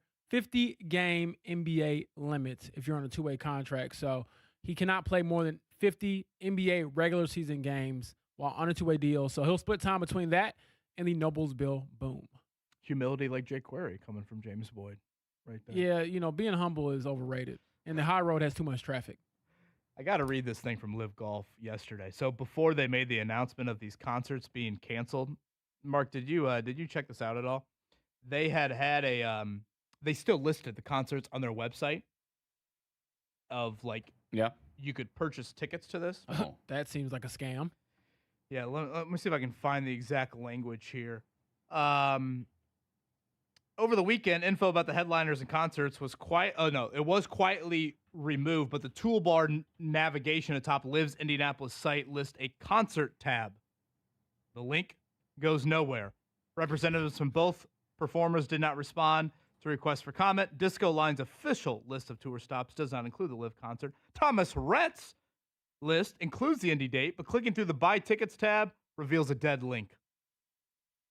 So are you a happy man seeing this crumble? Additionally, the press release for both concert announcements pushed online in late March and mid-May had been scrubbed from the Live website. You don't sound sad about that. Not at all. He's probably the one who scrubbed it. And last year they had 60,000 fans there. I mean, that's the thing about Central Indiana. You bring these events here, people are going to show up. This is true. People will show up. And I think weather's supposed to be fairly good. Not like last year. It was steaming hot. Steaming hot up there. So, yeah, Bryson DeChambeau, John Rahm. Someone tagged us in that some Live Golf players haven't been paid from the last event. Did you see this? No, I didn't see that. And so now there are questions about how the rest of this week's going to unfold. Seems like it's going pretty well. I'm going to say, I love you guys, but I don't work for free now. Kevin, you're going to get out there, right? You got to get out there one last ride. Yeah, I think I got to. Yeah. Have your Live Golf flag at half mast. He's going to go and stomp behind Bryson DeChambeau. Well, someone pointed out Elvis's last show was here, and now Live Golf's last show is here. Very fitting. Same caliber of standards right Yeah, there. I would say so. 1,000% on that end. What does the Keenan Allen acquisition mean for the rest of the whiteout room? We'll chat about that coming up on the other side. Kevin Bowen, James Boyd, Mark Dykton here on a Tuesday. Today's forecast from the Fox 59 Weather Authority. Today, we're finally going to see sunshine and dry conditions across central Indiana. We'll reach a high near 82 degrees this afternoon. Increasing clouds tonight and more humid with lows in the mid-60s. I am Fox 59 meteorologist Amber Hardwick for The Fan.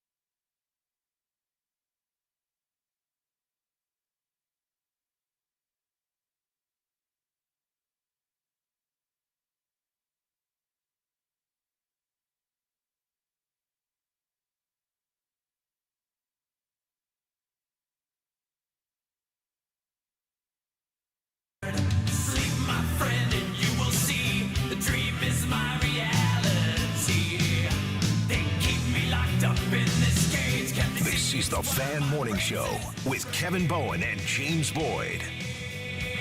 Reminder, our airwaves tonight, Fever and Tempo. That's Toronto. 6:30 our coverage will begin. Tempo stink. They've lost 10 in a row. Fever, a big old favorite in this one. ESPN, if you want your viewing experience for that one, will be up in Westfield tomorrow. And Thursday, it is day 12 and 13 to close the 2026 book and close the book for the foreseeable future on the Droplight Grand Park campus in terms of the Colts hosting training camp. We will see about the Keenan Allen activity for that. This signing, James, let's kind of go through the wideouts. What does it do to Alec Pierce? And let's assume Pierce is healthy. Not much. I think that Pierce will have, obviously, some of his target share eaten into with the arrival of Keenan Allen, but he plays an entirely different role for your offense. Yeah, I would agree on that. I'm curious about third down. Is it more Allen? You know, there's part of me, it's like, hey, you're paying Pierce to deliver on 3rd and 4, 3rd and 7. That's true. 3rd and 9. Does Allen slide into a little bit more of that? But I would agree. Largely, it doesn't really touch Pierce much. What about Josh Downs? I would say Josh Downs is probably feeling a little bit different than Alec Pierce this morning, not just from an ankle standpoint. I think that there is some overlap in their skill sets and perhaps some perceived redundancy. We'll have to see what the offense looks like when those guys get on the field together. But, yeah, I think the short intermediate stuff that Josh Downs is so good at, now you're having to divvy that up, I think, more with someone like Keenan Allen. And that's the bottom line. And Downs has obviously operated primarily from the slot. I think, honestly, when he's been outside in camp, he's been exposed a bit. It hasn't looked great, in my opinion. Now he's facing some pretty good outside corners, to be fair to him. Also fair. And Allen has been kind of a slot guy. So, yeah, that dividing of that, I am a little curious on. Okay, so we keep on making our way through the depth chart. Does this signing send Ashton Dulin back into special teamer first, 4th wide receiver second? That's an interesting thought that you had that I hadn't really put together, but I would say yes. The arrival of Keenan Allen allows you the luxury of making Ashton Dulin, once again, your break glass in case of emergency receiver, where he can still be one of the best special teamers in the league, one of the best gunners in the league. He adds value there for sure, and he can still help you out in a pinch if somebody gets banged up. You know, there's part of me that's like, could Dulin then slide into the return role? But he's not a punt returner, so I still think that's where Coleman Owen, I think, is vital. Like out of Coleman Owen or Anthony Gould, who's done it, you know, in recent years. You know, I'm going to just say Deion Burks, even though I don't think he probably should be mentioned with those others. But I still think you need a punt return specific person. I actually think Seth McGowan could be your kick returner. You know, honestly, him and Dulin. I was going to say, he had a good one in the preseason opener. Yeah, he got called back, but still, I thought he showed some pretty good juice there. Laquan Treadwell. What does this do to number 13 besides lose his jersey number? I think that or at he's least that's my thought. Probably the outside looking in. So scissors?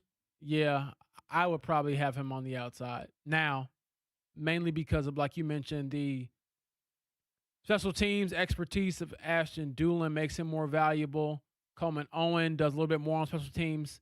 And he's more versatile on special teams than Laquan Treadwell, so I'd put him ahead of him. And that's kind of how I would divvy up my group. My updated group. Yeah, him and Nick Westbrook-Ikine were probably the two that I kind of debated there.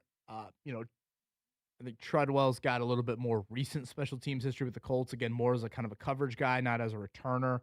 Westbrook-Ikine's got a little bit more of an actual wide receiver build to it. You know, I assume, you know, one of those two will make it. They might be a healthy scratch on game day for a little bit with this signing. But, yeah, those two probably get impacted the most. Just from a what your potential week one role could have looked like versus what it looks like now. You guys seen the JW Marriott's got the big old Colts thing on it now? Yeah, I haven't driven past it myself, but I've seen some people post it on social media. So I believe it's a picture of 3 players are really big on the side of it. Taylor, Buckner, is it Nelson? I think that's right. Okay. No. Daniel Jones. I was say I thought it was Jones. Yeah. So Jones is on the side of the JW, but not the side of Lucas Oil. Correct. So yeah, it's JT, it's Buckner, and it's Jones, and then underneath them in kind of smaller size, you have, I believe it's Latu, Warren, Alec Pierce, Cam Bynum, Nelson, and Sauce Gardner.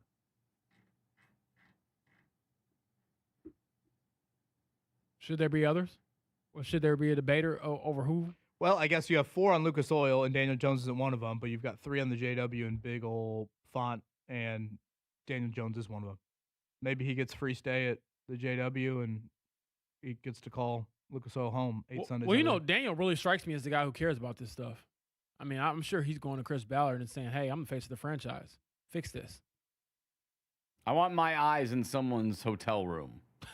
Like, if you're in the JW, can you see the graphic, or is it just like it looks like a regular window? Say that again. What was that? Actually, I don't even know if I want you to say that. Well, again. because like his logo, like his face is there, so in one of the rooms, like Daniel Jones' eye has to be like technically in the window. Hello. I don't know if that's The brain of Mark Dykton I don't know if that sounded is the smoothest. fascinating. I guess to play out your incredibly odd scenario here, technically his eyes are looking out, right? They're not looking Right, but into what the is room. the person that's staying in the room seeing? Aren't you seeing nothing. A regular window when you open it. I would say, can you see the vinyl, like, layering, or are you just you're like, oh, it looks like down. Oh, wait, I'm looking through Daniel Jones' Can't eye. say I've ever spent a night in the JW Marriott. Well, neither so have I. I'd like to tour it. yeah. Anyone that works there, feel free. I'd like to do some Should I show do it, boys? inquisitions. Every year during the Unbeknownst to me. combine, I think I told you guys this. Every year during the combine, I get a message from our logistical lodging people because they're trying to get everybody accommodated for the combine, and they're like, "Hey, do you need a room? Why haven't you signed up for a room?" And I tell them every year, after I get scolded, of course, I live here, and then everyone kind of calms down. James, next time you get that offer, you send them my way. Just say, Okay. yeah, Mark will stay there. Just one night. Yeah, I That's all we night. need. Could live here. I could still And then give stay you in a a nice review hotel. here on the show. The place is immaculate. I mean, I've spent a lot of hours there Do during they the have combine. something up during the combine? I don't think they have recently. I'm trying to think like recent stuff I've seen up. Obviously, the Indy 500. I mean, nowadays it Yeah, feels the big like bracket. yeah, it That feels full like length Taylor Swift when she was touring a couple years ago. I mean, it does feel like they almost have something up every month.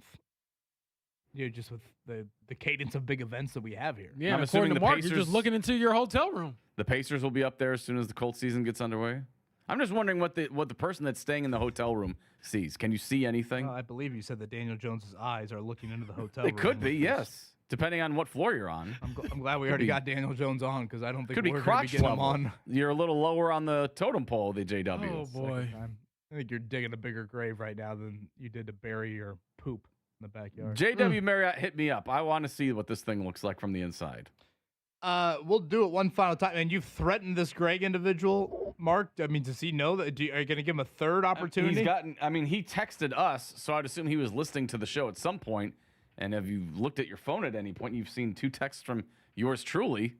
The second one a little more dire than the first. So no benefit of the doubt to our fantasy football invitee that got called into a meeting. Well, isn't that bad? Like, that's bad, like premonitions that, like, if you're already late to just join the league, what are you going to be like on draft day and all that other stuff? Set your lineups. Yeah. Basically, we need to invite people that have jobs that don't do anything important until 10 a.m. is what you're saying? Yeah. Jobs More or like less, us. yeah. Like us. We don't do anything important. You cashed in your chips. You're kind of riding it out to retirement or whatever Right, it may be. Right. I know. Okay.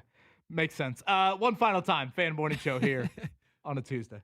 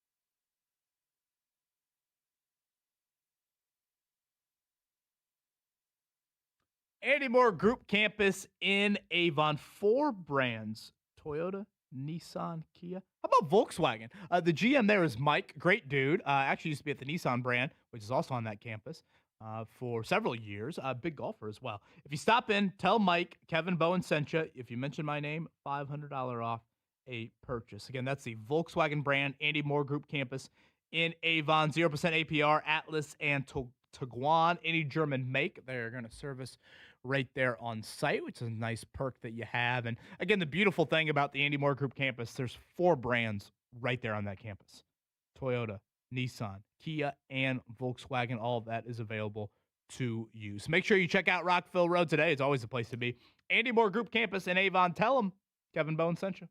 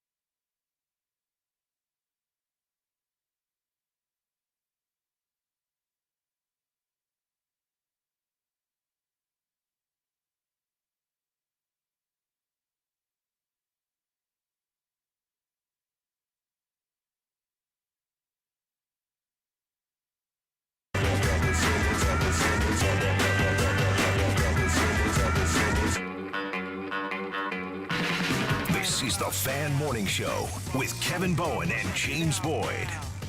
Well, Greg in the Fantasy League has responded. Mark Dykton says he works in the schools. It's illegal to have a phone out. Said he had to sneak into a restroom to text us. I think that qualifies as a real Greg. job. I respect it. Yeah. Thank you, Greg. Welcome to the Fantasy League. And I appreciate whatever he does in the school building. Thank you. But we also need you 9 o'clock. You better find a bathroom that's open. Boy, you might want to lock that stall and bring a padlock on it. Yeah. 9 o'clock on, I believe, like the Tuesday before the season starts is when we're planning to do this thing. So 9 a.m.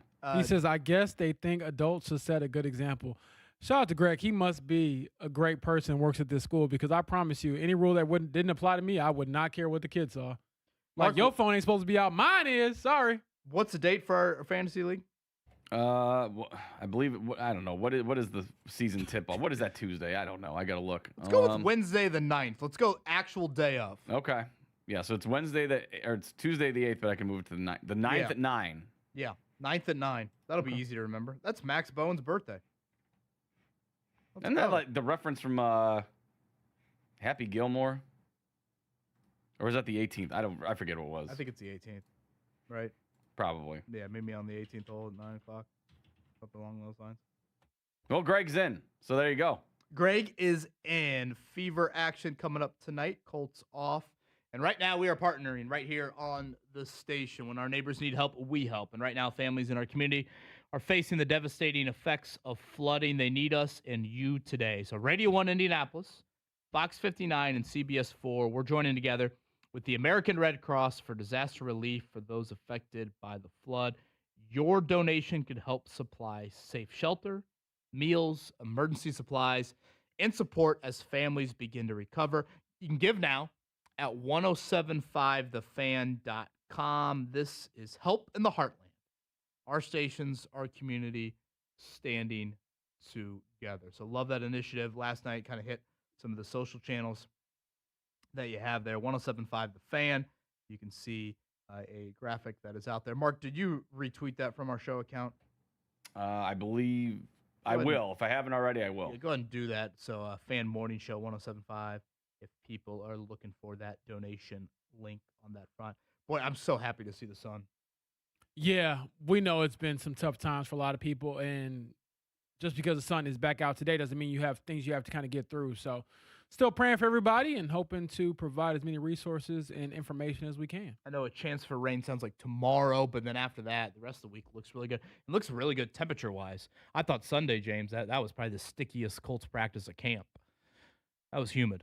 Boy, that's when I was thankful I wore the undershirt. Might get a little hotter because you got the undershirt on, but at least I didn't sweat through all of my clothes. But yeah, that tent we were in for the media was really steaming. But I mean, here I am complaining about being hot, a couple days out of the year.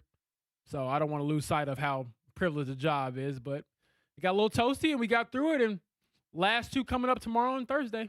Again, 3 o'clock start times for those two practices. It'll be the Falcons and it'll be the Colts that are taking place there in Westfield. Return of Michael Penix, right? IU? Yeah, Michael Penix. And wasn't he like the last IU team before they like took off? Part of that last like good team? Yeah, was it the COVID year? Right after the COVID year. I think so. I just remember him stretching in that one conversion, game. Right? Yeah. Penn State, I want to say. Yeah. Yeah.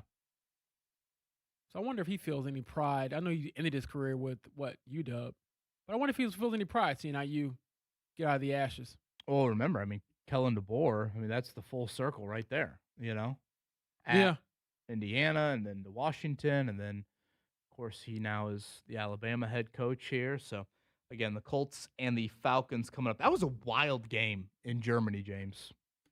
That was a crazy back and forth. The Colts needed some big-time plays. Obviously, Taylor ripped off that huge run. Didn't Pierce hit a home run early in that game? Yeah, he went upstairs and caught one that was in double coverage. Like tightly covered. Yeah. And again, that's the stuff you miss with him. Usually, like you said, Kevin, when they throw it up, even if it is quote-unquote iffy coverage, he usually will come down with it or make sure nobody else does. And there's value in that, too, when you're taking shots down the field. Yeah, and that was just, it's the last time the Colts have won a football game. Just kind of crazy to say. That is so crazy to say. And again, we were talking about making our predictions for the season. I don't know what you predicted them to go last year, Kevin, but I had them at 8-9. But it felt nasty like being right about that because there's just no way a healthy version of that team finishes 8-9. Mark, can you memorize all your kids' birthdays like pretty easily? Yes. What kind of father would I be? I sometimes struggle in the years. Do you ever? No, because I know mine are all odd even. Or they're all odd. So are you 2 years apart, all of them? So Addison was 2017, Emma was 2019, Nora was 2021. Rosie's COVID, so that's easy for me. But then I'm like, oh shoot, I forgot Nelly is not 222. What is it? Nelly's 223? 3. There's 3 years in between that.